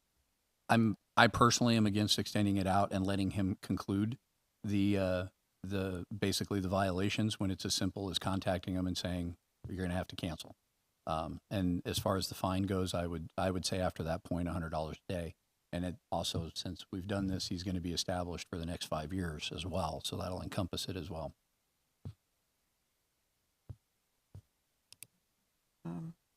Do you have any input on what Officer Gaston is suggesting? Well, other than, as I said, it's a lot more difficult than that because this puts me in a longer term bind if we do this. If I now cancel these agreements, you can imagine there are going to be a lot of angry people. They will probably go on, give me very negative reviews, and prevent me from being able to defray my costs in the future in a compliant manner, such as being able to rent for 6 weeks or more, which nobody has a problem with, because that people will see a negative review and then I won't be able to do it. And here I am unable to use my home to recoup anything. And I would just please ask that you allow me until August 11th because I'm already in compliance beyond that. To Mr. Kramer's point earlier about spurring people to act fast, I will state for the record, you can find me $1,000 a day if you like, because I am that confident I am not going to violate anything. If I do anything, I'm going to do it out in the open. I'm going to write to you first and tell you. So I pledge that if you just give me until August 11th, so we don't ruin these people's lives and mine in terms of the negative consequences of bad reviews, not to mention possible breach of contract suits, that you just let me go until August 11th, and then I guarantee you there will not be any problems beyond that. Would you like to entertain a motion at this time? I move that the respondent shall have until June 28th to bring the property into compliance with code sections 25.03, 241.00, or suffer a fine of $100 per day for each day thereafter that the respondent remains in violation of said code sections. Second. Any discussion? Yeah. I don't think it's going to ruin anybody's life. Well, on one hand, I think that we're saying that he shouldn't be doing this. It's against the law. And to give him any time based on that is to Complicit. well, yeah, I guess complicit, but it's also, it's like we're okaying the idea that he can have so much time, to, we're saying it's okay that he's doing it if we give him any time whatsoever. So do you want to, It's against the law to do it. so should we be clear if there's somebody there now, they have to leave tonight, or do they have to leave at the end of their stay? Well, the other possibility is that, I don't think we're putting ourselves in a good position of I understand. saying anything else other than it's against the law and you need to stop it and stop it soon. I mean, almost immediately, because it is against the law. But you've got to give the gentleman a chance to call these people, and What date did you peg on June this? 28th. I was picking 2 weeks because there's somebody staying there now. You said 20. Because you don't know it's against the law doesn't mean that Agreed. you're not responsible for the law. I make myself clear? Mm-hmm. Agree with your Okay. thinking as well. But Yeah. I think 2 weeks gives them a shot to call the people. There's plenty of vacant hotels around They here. can He stay someplace He can else. put them somewhere else and not hurt himself or hurt them. And I think that's the right approach to it. What date would you like to suggest? I'll amend the motion. Tomorrow. Tomorrow. Well, yeah, I'd give them a couple days because I'd make a few phone calls at the very least. Tomorrow. Well, then you might as well give him till the 11th of August. Either it's against the law Or it's not. or it's not against the law. I'll withdraw my motion. Okay, you need another motion on the floor then. I move the respondent shall have until June 15th at 5 in the afternoon to bring the property in compliance with code sections 2503, 241.00, or suffer a fine of $200 a day. Second. Any discussion?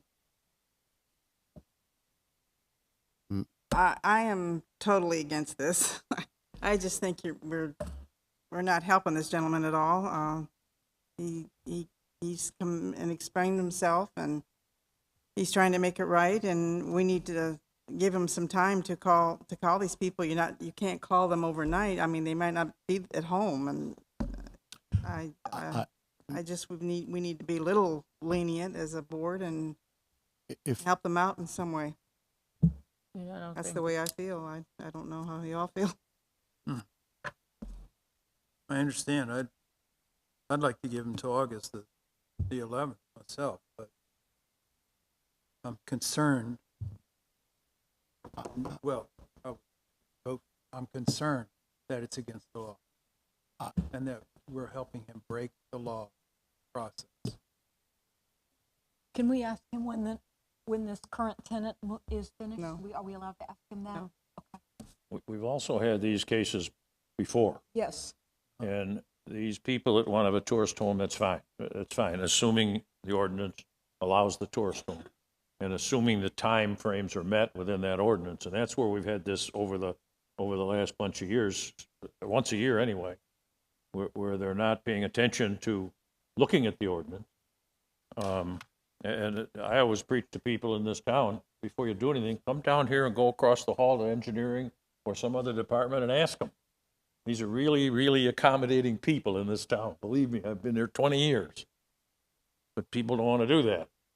They want to take a shot at something without figuring out if it's right. It's like all the stuff we run into with people cutting trees you're not supposed to cut. Boy, please go ask the arborist. It's a very simple thing to do. It saves you a lot of money. So I don't know. I'm kind of with, let's do it right now. I'm sorry to burden him with making a bunch of phone calls, but he could first call the Holiday Inn down the street and set something up and make these people right without him being burdened. So I'm kind of in favor of what you're saying. Well, I think the people that are in the house presently needs time to relocate. They don't know anything about the codes of Tarpon Springs, and I don't think they should be just penalized because they don't know. What would you say? Okay, so Give them ample time to move. And How long? Tomorrow is not, I mean, someone said the 15th. That doesn't even make sense. I mean, half the 14th is already gone. May I make a suggestion? No. okay, he's saying June 15th at 5 p.m. or $200 fine. Is that correct? And it's been seconded. That's correct. That's the We've had motion on the floor. discussion, so I'll call for the vote. Mr. Robinson, Yes. Mr. Kramer, Yes. Mrs. Wade, No. Mrs. Dabbs, No. Mr. Weeks, No. Mrs. Archer. No. It failed. Okay. Let's come to a So what do we do? compromise. Entertain a motion. Another motion on the floor. I'll make a motion that the respondent shall have until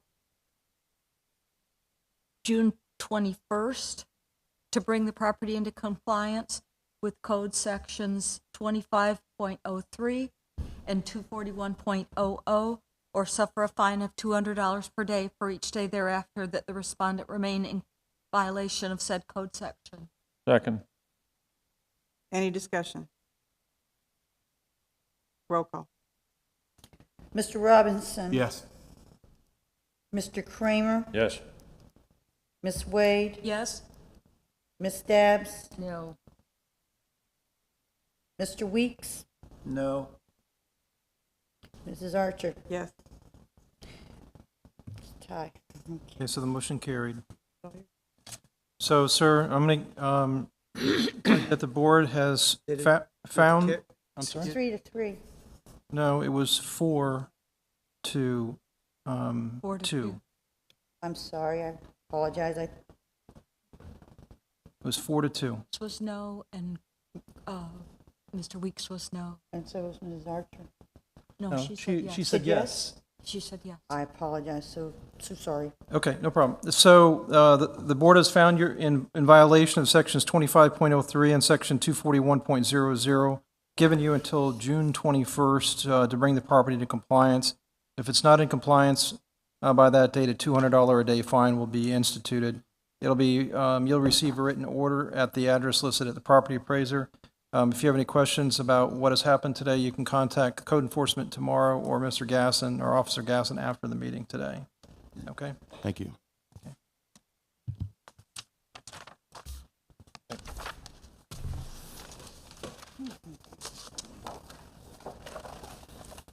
Okay, our next case is 18-80000245. This is to be established. VL Live Oak Pinellas, Tarpon Restaurant Service LLC. Is there anyone here for that? I don't know if you're just gonna watch? Okay, so, no. Okay. Case number 18-80000245. In our system, it's West Live Oak. This is the property that's on the northwest corner of Pinellas and Live Oak. It's a parking lot. Going before, and Tarpon Restaurant Services LLC is listed property owner. Exhibit number 1 going before the board are all the photographs to include the inspections. All my notices to include the notice of violation and notice of hearing are exhibit number 2. Exhibit number 3 is the administrative docs to include case summary, property appraiser, and tax collector records, and any emails. Exhibit number 4 is the affidavit of posting and a copy of the sign. And all my notices were mailed to the property owner of record as determined by the Pinellas County Property Appraiser and Tax Collector databases. All notice of violations and notice of hearings are sent certified return receipt as well as first-class mail. And ma'am, if you would please accept all these exhibits into the record. Madam Clerk, could you please accept these? Yes, ma'am. See these into evidence? Yes, ma'am. Officer Steve Gasson, City of Tarpon Springs Police Department Code Enforcement. Case started April 13th, 2018. I received a complaint from one of our police officers regarding a large palm tree growing in the visibility triangle, making it unsafe for eastbound vehicles on Live Oak. They can't see the southbound vehicles because of the violation of the visibility triangle. I went out, I conducted my inspection, and it was indeed within the 30-foot visibility triangle for that corner. Mailed a notice of violation on April 16th, conducted a reinspection on May 9th. The tree had been trimmed back. Had a conversation with, I believe it's a tenant. Basically, I kind of asked for the tree to be removed because I did have the same exact case last year, same exact tree. And so we're visiting it again, and I asked for the tree to be removed. But in this particular case, it was trimmed back. So as of right now, it is in compliance. So what I have before the board is I'm requesting to have this property established because the tree is still there, and I have the terribly odd feeling I'll be investigating this again next year. So as I stated, we advised him it was still going to go to the code board unless the tree was removed. The tree was not removed, so here we are. On May 10th, the notice of hearing was mailed first class as well as return receipt certified. We had some phone conversations with the owner, or at least possibly the tenant of the property. He was curious as to why he was going to code board. That was explained to him. On June 2nd, I posted the property and signed the affidavit of posting. June 13th, I made my final inspection, and the tree's still there. So I'm bringing it forward before the board. As you stated, we've had some contact with the representatives of the property. We did get our notice of violation returned signed. Our notice of hearing was returned unsigned. Basically, the only violation before the board is just the consideration to establish the property for a violation of 37.00, which is the required visibility triangle. And as I stated, they are currently in compliance. Board have any questions for Officer Gasson?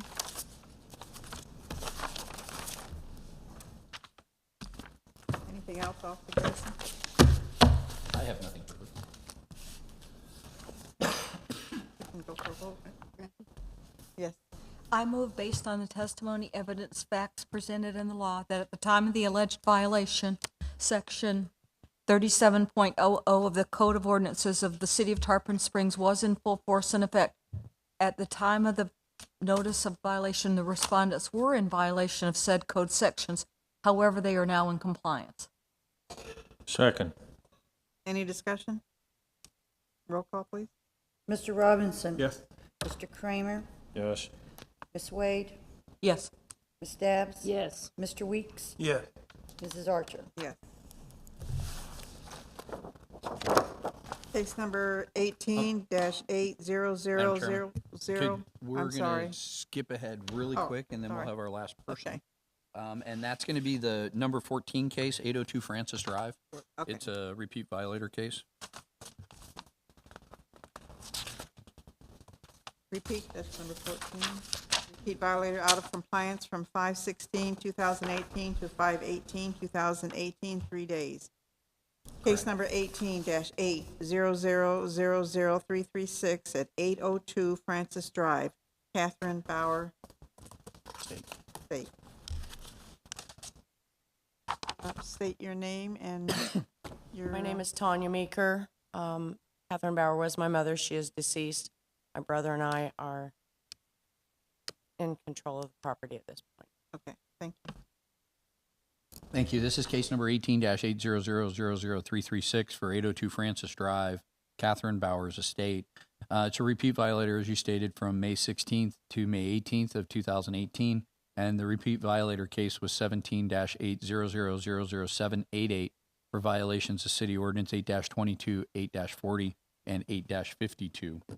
And did you have photographs? And we had photographs. Do you have any objection to documents or photographs being put in evidence? No, ma'am. Okay. Madam Clerk, if you receive those, please. Yes, ma'am. Thank you. Exhibit number 1 are all of my photographs, including inspections. Exhibit number 2, my notices, including notice of violation, notice of hearing. Exhibit number 3 are administrative documents, case summary, property appraiser, and tax collector records, and any emails. My affidavit of posting and a copy of the sign. And exhibit number 5 is the affidavit of prosecution costs. All the photographs and exhibits that were given to the violator are exact copies of what's being presented to the board. All of my notices were mailed to the property owner of record as determined by the Pinellas County Property Appraiser and Tax Collector databases. All notice of violations and notice of hearings are sent via certified return receipt as well as first-class mail. And Madam Chairman, if you would please accept these into the record. Yes. Conducted my initial inspection on the property on May 16th. Based on a complaint, we had a law enforcement complaint out at the property. There were some people there being disorderly, and our officers were sent out there, I think, a couple of times over about a 2-day period. Then I was notified. I was able to email, I still had the email address for the owners of the property because they were here last month. They live out of state in Indiana. Got a hold of, I believe it's her brother. He actually drove down that night to take care of the issues as soon as possible. But unfortunately, when I got out there, the property was in disarray. There was debris and trash out in front of it. And so at that point in time, we went forward with the case, notified them with the repeat violator notice of hearing on May 17th. I posted the property on June 2nd. And the notice of violation and the repeat violator notice of hearing were both returned to us signed. As I stated, we had contact. I haven't had contact with the lady here, but I did speak to your brother, right? Yes, I spoke to the brother. I emailed him. I talked to him on the phone. They made some significant steps. I mean, he came. He took care of it as fast as he possibly could. He kicked out the people that were in the house. They got the place boarded up, secured. Made a pretty good effort, actually some of the better effort from somebody that drove down from Indiana to take care of it as fast as possible. So basically the accumulation of trash and the duty to maintain private property were the only 2 violations. And as I stated, it was just the 16th, 17th, and 18th. They were in violation those 3 days. I think they've made some significant steps that this shouldn't happen again. And I also think they probably don't want to keep making trips down from Indiana to secure their property. So that's all I have for the board at this time. Does the board have any questions for Officer Gasson? Ma'am, do you have any questions for Officer Gasson? No, I don't have any actual questions. Okay. You want to go ahead and present your case then? Yes, I do understand that the property was in disarray again. We are a repeat offender, as you all know. When we were here the first time, we cleaned up the property and we asked for permission to remove the people on the property and to close it up permanently. The owners of the homeowners association would not allow us to close up that property.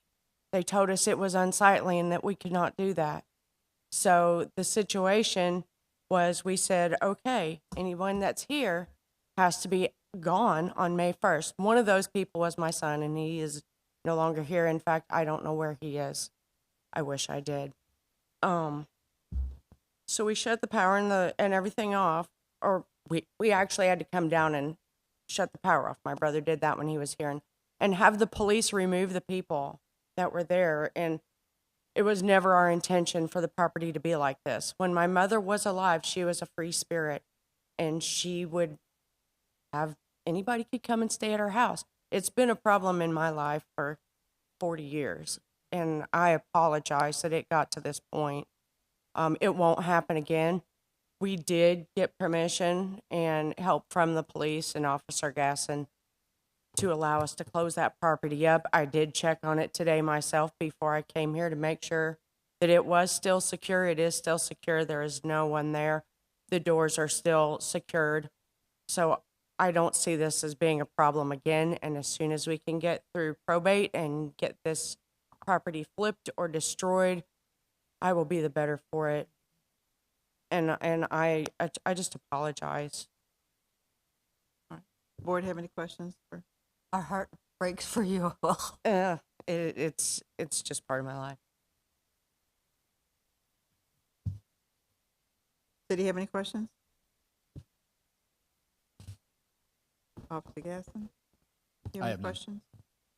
Questions? Would you like to summarize? No, I think we're okay. And is there anything else you'd like to add, ma'am? No, I've sat through everything today. The last time we were here, we were like the first people, and you guys have a tough job. I really commend you. And we volunteer too for this. It's such a terrible thing. No good deed goes unpunished, right? I just wanted to say thank you, and I apologize for having to be here a second time. I understand that when it's a repeat violator for 3 days, how do we know what the fine was established for if it happened? You can ask that question. Officer Gasson, what was the fine that was established? They were in compliance, so yeah, there was no fine. No Previously, there was no fine because they were in compliance when they were here before, and I established them. Okay, well, audience, the public portion of this is closed now, and we'll entertain a motion. So I want to make sure I pick the right thing. It's motion for repeat violation. Yeah. Yeah. With fine, not in compliance. Yeah. No, it is You're in compliance. With fine You're in in compliance. now. It doesn't. So when it says out of compliance, it was only for those 3 days, and it is now back in compliance. Yeah. Okay, I'm sorry. I just need to get it straight. I move that based on the testimony, evidence, facts presented in law, that the Catherine Bauer estate was in violation of sections 8-22 and 8-40 of the Tarpon Springs City Code from 5/16/2018 to 5/18/2018. And a fine of $0 per day.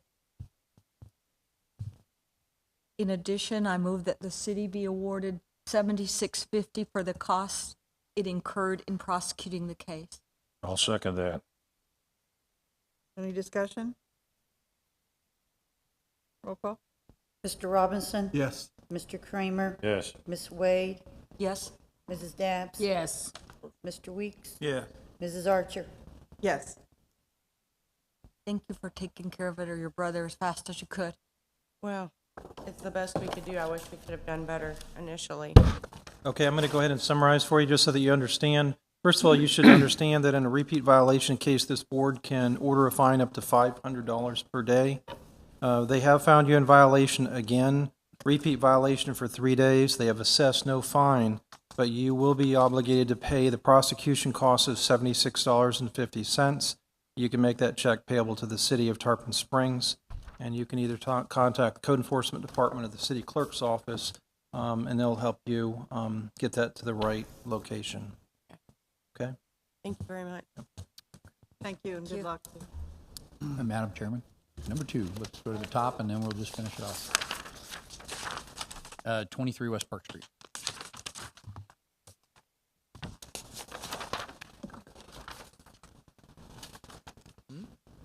Case number 17-800000761 at 23 West Park Street, KAR Resources LLC. Thank you. Case 17-800000761, 23 West Park Street, currently owned by KRK Resources LLC. Exhibit number 1 are all the photographs to include the inspections. Exhibit number 2 are my notices, NOVs, and NOHs. Exhibit number 3 are administrative docs, case summaries, property appraiser and tax collector records, and any emails. Exhibit number 4 is the affidavit posting and a copy of the sign. All my notices were mailed to the property owner of record, as determined by the Pinellas County property appraiser and tax collector. All notice of violation and notice of hearings are sent certified return receipt as well as first class. And Madam Chairman, please accept these into the record as evidence. Yes. Madam Clerk, please accept those documents. Yes, ma'am. If anybody's lived in town for a while, 23 West Park Street is the sponge factory directly across the street from the Greek Community Center, basically the 300 block of North Pinellas. It's on the west side of the road. It's in pretty poor condition. You can see from the photographs the siding's falling off. Some of the supporting structures are at an angle that most buildings aren't supposed to be at. I got called out to do an inspection on it. As I stated, I found numerous pieces of siding missing. The structure was unsecured. The roof has issues. The walls have issues. The foundation has issues. And at that point in time, we wrote it up. We've received an additional complaint since then about the possibility of some homeless folks living inside of it. At the time, it was the beginning of the year and it was still cold, and we had information that they may have been lighting fires inside the building. I have not been inside the building, so all of my assessments are from the outside, and I never saw anybody coming out of the building. Moving forward, as I stated, that started December of last year. It was vacant and posted for sale at the time the sale had occurred, and now the new property owners are KRK. We sent the notice of violation on December 18th. I conducted a reinspection February 7th. There was no change. We sent the notice of hearing. February 12th of 2018, the notice of hearing was mailed certified as well as first class. February 23rd, we got a deferral and mailed it to them. We decided to hold off the code board until now. On April 2nd, we got an email emailed Courtney, who is the representative of KRK, the current owner, that she was going to be on the April agenda. Then we once again deferred it in April, and we advised her that the hearing was now going to be set for June 14th. And so we're here. On May 15th, as I stated, we had received additional complaints about homeless folks being in the building. And we also got a concern that the possibility the building might be a fire hazard. So I contacted the fire marshal. His rules are, I don't know what his rules are per se, but he basically, based on the type of building it is, he didn't have any direct fire code violations. So that was a moot point. We then, on June 1st, were contacted by a Steve McKendry, who was here previously. He's looking at buying the building and getting it up to the codes that are required. It's a contributing historic structure. It itself is not a historic structure, but it's contributing. So it has a different set of rules under the building code that regular buildings, newer buildings, don't have to meet. Mr. McKendry's pretty used to bringing these buildings back and refurbishing them and bringing them back to life. He's not done the sale yet. The sale is actually going to occur probably in about 2 weeks. Like I said, he was here earlier and we explained to him what was going on. I posted the property on June 2nd and I conducted my final inspection on June 13th. There was no change.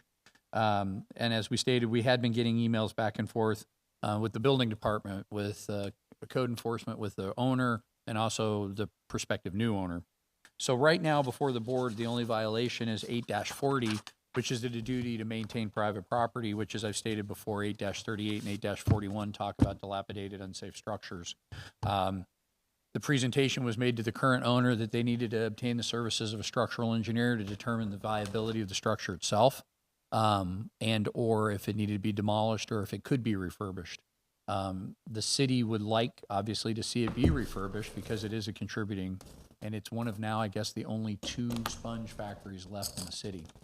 Mr. McKendry, as I stated, he's in the process of buying it, or he wants to buy it, and, you know, we'll discuss that after if you guys find there's a violation or not. So that's all I have for the board at this point in time.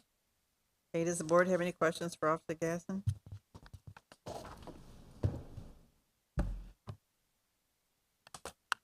Okay. Anything to summarize? No, ma'am, I don't. Public portion is now closed. Motion, entertain a motion. I move based on the testimony, evidence, and facts presented in the law at the time of the alleged violation, section 8-40 of the Code of Ordinances of the City of Tarpon Springs was in force and effect.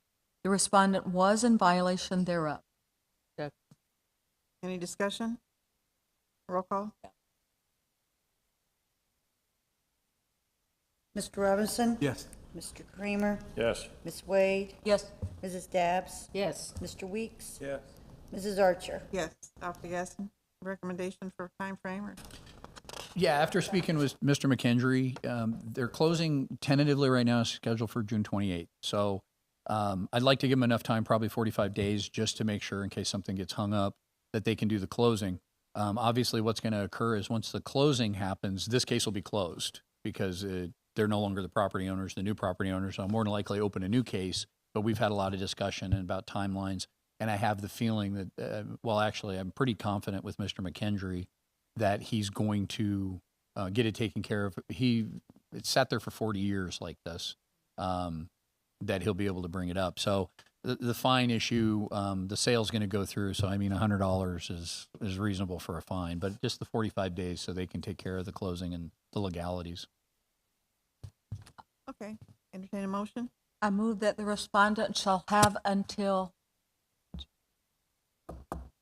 July 30th to bring the property into compliance with Code Section 8-40 or suffer a fine of $100 per day for each day thereafter the respondent remains in violation of said code section. Second. Any discussion? Roll call. Mr. Robinson? Yes. Mr. Kramer? Yes. Ms. Wade? Yes. Mrs. Dabbs? Yes. Mr. Weeks? Yes. Mrs. Archer? Yes. 4. Case number 18-80000089 at 624 North Avenue, MNSF 2 W1 LLC. Case 18-80000089 at 624 North Avenue. As you stated, the owner, MNSF the second, W1 LLC. Exhibit number 1 are all the photographs, include the inspection. All my notices, to include the notice of violation, notice of hearing, are exhibit number 2. Exhibit number 3, administrative docs, case summary, property appraiser, tax collector records, and any emails. Exhibit number 4 is the affidavit of posting and a copy of the sign. My notices were mailed to the property owner of record as determined by the Pinellas County Property Appraiser and Tax Collector databases. My notice of violations and hearings are sent return receipt as well as first class. And please accept them into the record, Madam Chairman. Please accept these in the record. Yes, ma'am. February 19th, this case started, was basically conducting inspections in the area. There is a large pepper tree on the developed property on the east side of the fence line. The tree was extending over the sidewalk.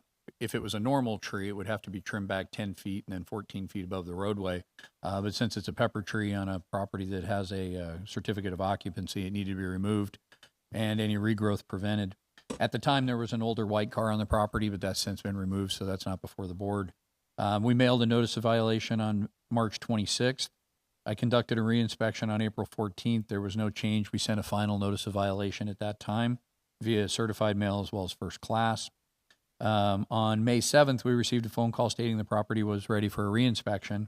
I conducted the reinspection and the vehicle was gone, and they trimmed the pepper tree in compliance with the 14 and 10-foot rule, but they didn't remove it. We advised them of that. I conducted another reinspection on June 1st, and the pepper trees are still there along the western property line. And as I stated, they'd been trimmed, but they hadn't been removed. Sent a notice of hearing on June 1st, first class and return receipt. I posted the property on June 2nd. I conducted a final inspection yesterday, and the tree is still on the property. We did have some conversations initially. They were pretty responsive. We'll take care of it right away. And now they've kind of disappeared. It sounds like it's a management company type of a situation. One of the last conversations we had was that Duke Energy needs to take care of it because the tree is growing up into potentially the power lines. So I don't know what the status of that is now. I guess the last time Duke canceled them, and we've heard nothing further from the property owner. So I brought the case before the board. And that's all I have. Any questions?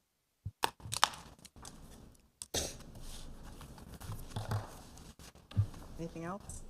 Well, I should probably summarize that it's a violation of 13303, which is the requirement that any property that has a certificate of occupancy issued that you cannot have any Brazilian pepper trees on it at all and must prevent their regrowth. So the tree's still there.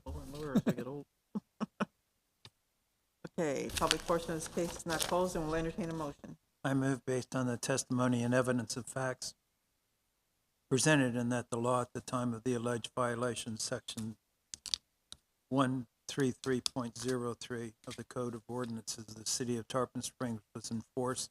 The respondent was in violation thereof. Second. Any discussion? Roll call?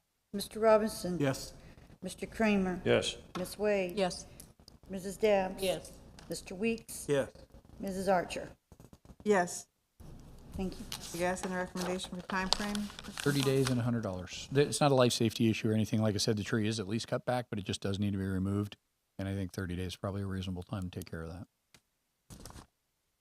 You said Motion? 30 days? Yes. 30 days, yes. I move that the respondent shall have until July 14th to bring the property into compliance with code section 133.03 or suffer a fine of $100 per day for each day thereafter that the respondent remain in violation of said code section. Need a second? Second. Any discussion? Roll call? Mr. Robinson? Yes. Mr. Kramer? Yes. Ms. Wade? Yes. Ms. Dabbs? Yes. Mr. Weeks? Yes. Mrs. Archer? Yes. I think. Let's see, number 11, 1149 Captain's Way. 11. We're going to Oh, it doesn't say 11. compliant after mine now.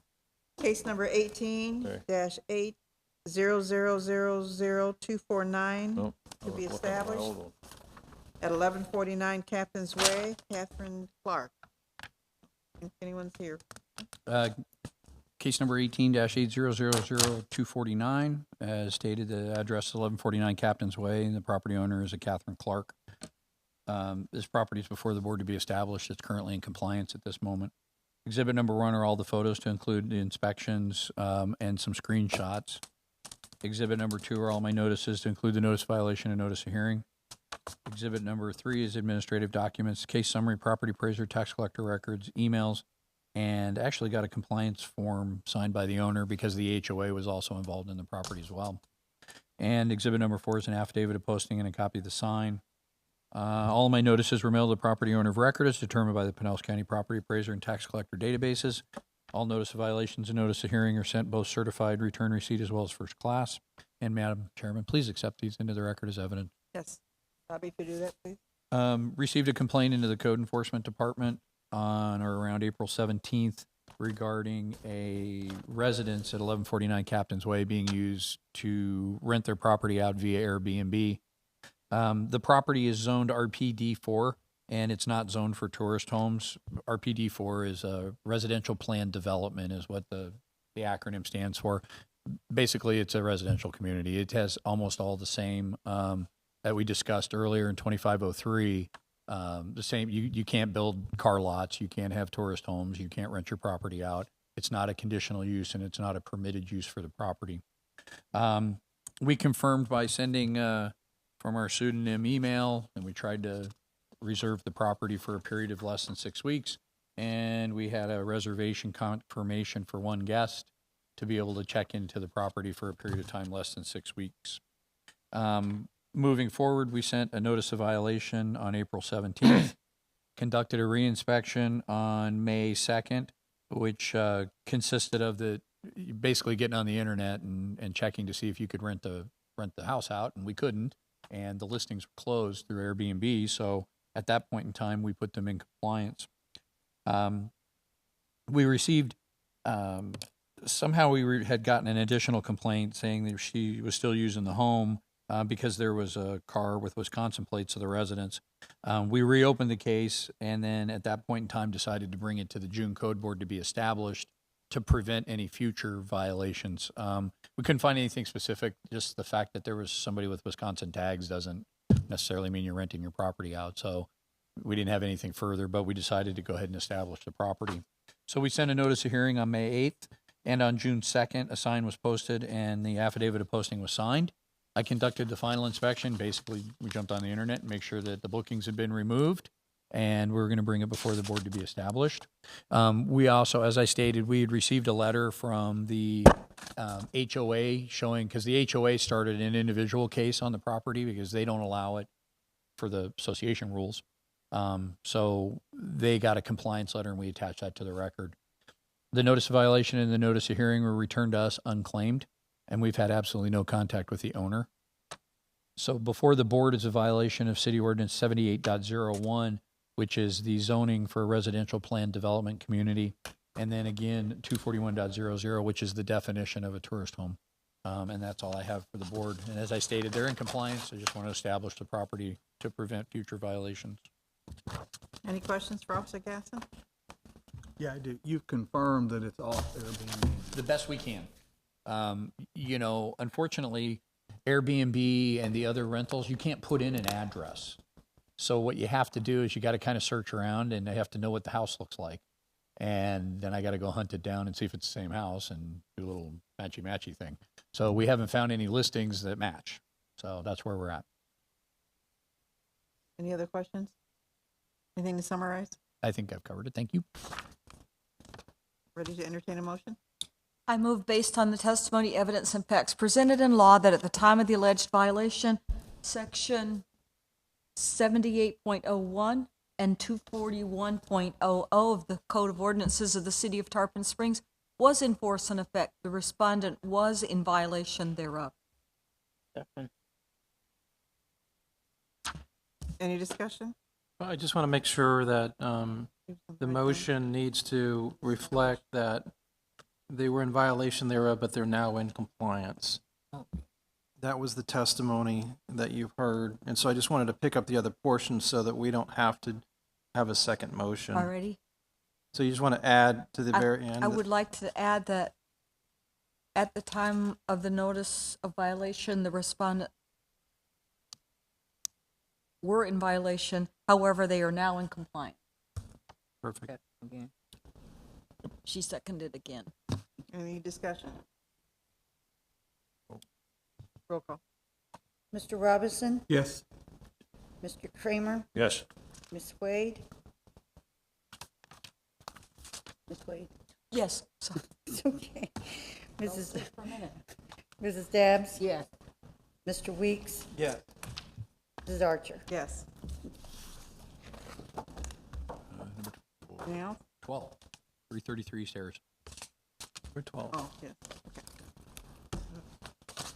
Case number 18-800000274 to be established at 333 East Harrison Street. Janie Mae Williams. Thank you. 18-8000274, 333 East Harrison. Property owner is Janine Williams. Exhibit number 1 going before the board of the photographs Exhibit number 2 are all of my notices to include the notice of violation, notice of hearing. Exhibit number 3 are administrative documents, case summary, property appraiser, and tax collector records. An affidavit of posting and a copy of the sign consist of exhibit number 4. All my notices were mailed to the property owner of record as determined by the Pinellas County Property Appraiser and Tax Collector database. My notice of violations and hearings were sent certified return receipt as well as first class. And Madam Chairman, please accept these exhibits into the record as evidence. Yes, sir. Madam Clerk, do you accept those, please? Yes, ma'am. This case started out around April 28th. Received a complaint about trash on the property. When I was inspecting some other properties around there, I also observed the violations. Yard at the time had old appliances and trash and debris in it. This was the third time this year I'd been out there for these violations. So we issued a notice of violation and a notice of hearing. We were going to establish the property regardless or bring it to code board regardless of whether it was in compliance or not. On May 17th, I conducted a reinspection, and there actually had accumulated more trash and debris. I posted the property on June 2nd. On June 13th, it was in compliance. They had cleaned the property up. But as I stated, I'd like to have the board establish the property to hopefully prevent any future violations. We did get a notice of hearing returned signed by the owner, and I've had no contact with the owner. The violations I'd like to consider to be established are 8-22, accumulation of trash, 8-40, which is a duty to maintain private property, and 8-52, the nuisance prohibition of an overgrown yard or debris and such. And Madam Chairman, that's all I have at this point. Any questions for Officer Gasson? Need to summarize, sir? Oh, I think I'm good. Thank you. Have a motion, Alan, after you look at those. I move based on the testimony, evidence, facts presented in the law that at the time of the alleged violation, sections 8-22, 8-40, and 8-52 of the Code of Ordinances of the City of Tarpon Springs were in full force and effect. At the time of the notice of violation, the respondents were in violation of said code sections. However, they are now in compliance. Second. Any discussion? Roll call. Mr. Robinson? Yes. Mr. Kramer? Yes. Ms. Wade? Yes. Ms. Dabbs? Yes. Mr. Weeks? Yeah. Mrs. Archer? Yes. Gonna go to 15? 15. It's just affidavit and non-compliance now. And the other stuff. No other new business. Okay, I'm just going to make a note in the audience, there's no public in the audience for when you consider these affidavits of noncompliance, so you don't need to receive any additional testimony. So we just need separate motions on all these ones that have costs. So you just do your normal motion of acceptance of the affidavit of noncompliance and then determine whether or not you want to award those prosecution costs. Okay, case number 17-800000582 at 331 North Safford Avenue, EIP Enterprise LIC. I move based on testimony, evidence, facts presented on law that the respondents failed to timely comply with the board's order prior to the time prescribed and to award the city $167.50 for costs incurred in prosecuting this case. I second. Any discussion? Do I do a roll call? You can do a voice vote. Okay. All in favor? Aye. Yeah. All, any opposed? These are the original. Case number 17. 16. 16. The number 16. Yeah. Oh, and number that's what I was doing. 16. Yeah. Oh, I'm sorry. You were reading the case numbers, and you Yes. weren't reading the agenda items. I apologize. It's late. Okay. Case number 17-800000591 at 500 East Oakwood Street, Good Spirit Music Ministries. I move based on testimony, evidence, and facts presented on the law that the respondents failed to timely comply with the board's prior order within the prescribed time and award the city $142 for costs incurred in prosecuting this case.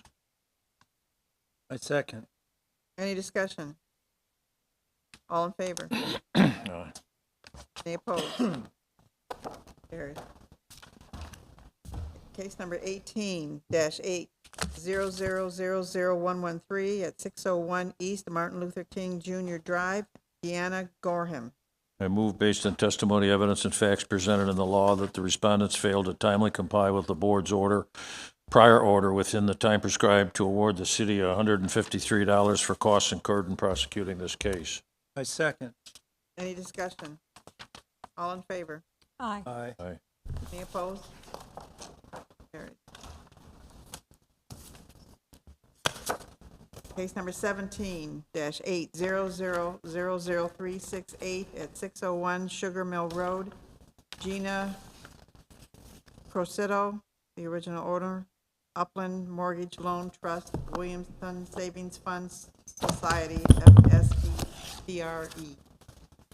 I move we accept the affidavits of compliance in that case. Oh, can I say all these at the same time? No, they have, To one more without money.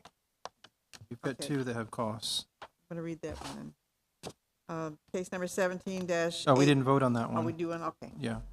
I second. Any discussion? All in favor, say aye. Aye. Any opposed? Okay.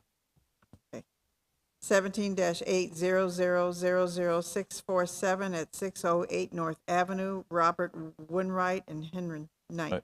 I move we accept the affidavits of compliance in that case. I second. Any discussion? All in favor? Aye. Aye. Opposed?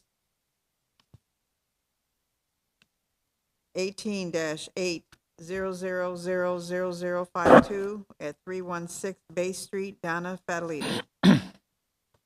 I move we accept the affidavit of compliance and award the city $182 for costs incurred in prosecuting the case. I second. Any discussion? All in favor? Aye. Aye. Opposed? Case number 18-800000190 at 621 North Avenue, Julie Smith.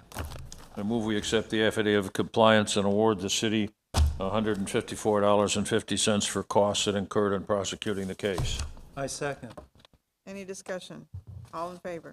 Aye. Opposed? Okay, two more.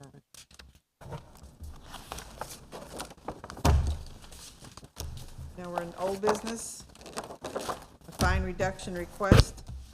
Case number 17-800000368 at 601 Sugar Mill Road. Gina Crocitto, original owner. Upland Mortgage Loan Trust, Williamson Savings Fund Society, FSB TRE, the new owner.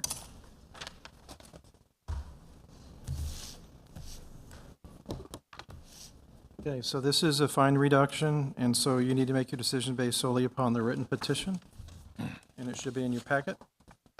And according to law, the only acceptable reason for a reduction is the request Hardship. for a hardship. There are two reasons under Rule 5, Section 4. I'm just going to go ahead and read those to you. Thank you. The petition must include conclusive evidence showing extreme or undue hardship in the payment of the fine, or preventing the violator to come into compliance within a time period established by the board's order. So those are the two things. Something preventing them to come into compliance within the time prescribed, or an extreme or undue hardship.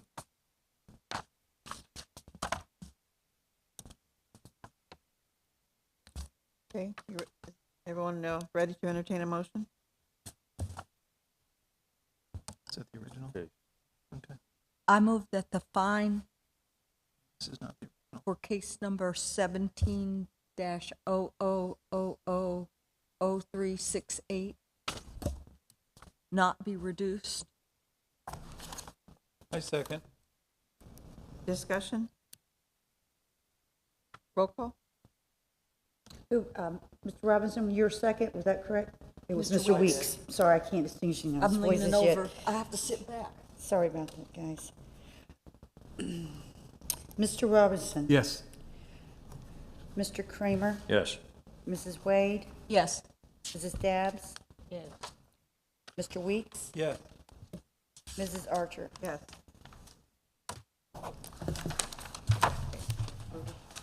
We have approval of minutes for April 12th, 2018, and May 10th, 2018. I move that the minutes be approved. Second.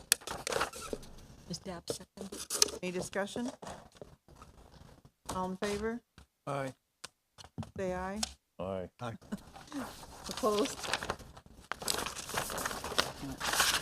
Do you have any public comments, City? I don't have any public comments. I don't have any private comments either. I don't have any comments at all. I've said my piece. Board have any comments? Yeah, Yes, sir. I'm proud of the board today. This is not easy all the time. Doing this a long time, I left and I came back because I still have fun doing it. Officer Gasson wonders why the hell I came back, but I still enjoy it. But today was tough. I think we've done a good job of respecting each other and the needs of the people who brought you. It's difficult sometimes to look these people in the eye and do what we've done today, but the truth is the truth is the truth. Yep. And I think we're really all here to help. I know Gasson is, I absolutely know him, I know he's here to help, and I think we all are. And occasionally we're gonna have a tough one. Today was one. Any other discussion? Okay. Close the meeting at 4:41. Yeah, almost cocktail hour, we're lucky. Say what? Wanted to tell them, but I couldn't. Yeah, well, I am too, but I was hungry as hell. Yeah, 'cause they could get help. Congratulations. Oh. I saw your picture. I was careful when I ate them. I'm proud of you for taking thank care of you. that old Oh, cemetery. yes, thank I you. live Oh, is that right? Eating cookies? It's a beautiful place. Oh, yeah. Occasionally I wander through Yeah. because I think you're maintaining the history. Yeah, beyond, Beach or yeah, something. and you really Absolutely do, there's a lot Yeah, out I there. saw you in Yeah. Beacon. I went, Oh, yes. Yeah, so it was in yesterday's Well, Beacon, but I mean- yeah. Sometimes people are stronger than others, you know? I just learned no little fairy's gonna come in the night and do stuff for me. I gotta do it. No, I just, first of all, I thought he did a hell of a job presenting his case.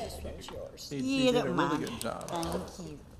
Yeah, but I've tried those cases as a special magistrate, and on some of them, I just let it run out till the time period. And I know in Madeira Beach, they did that consistently, let them run out, and then they would That cut was them off. fine, I'm not. So, I love cookies. but But I did keep my own cookies. we can't,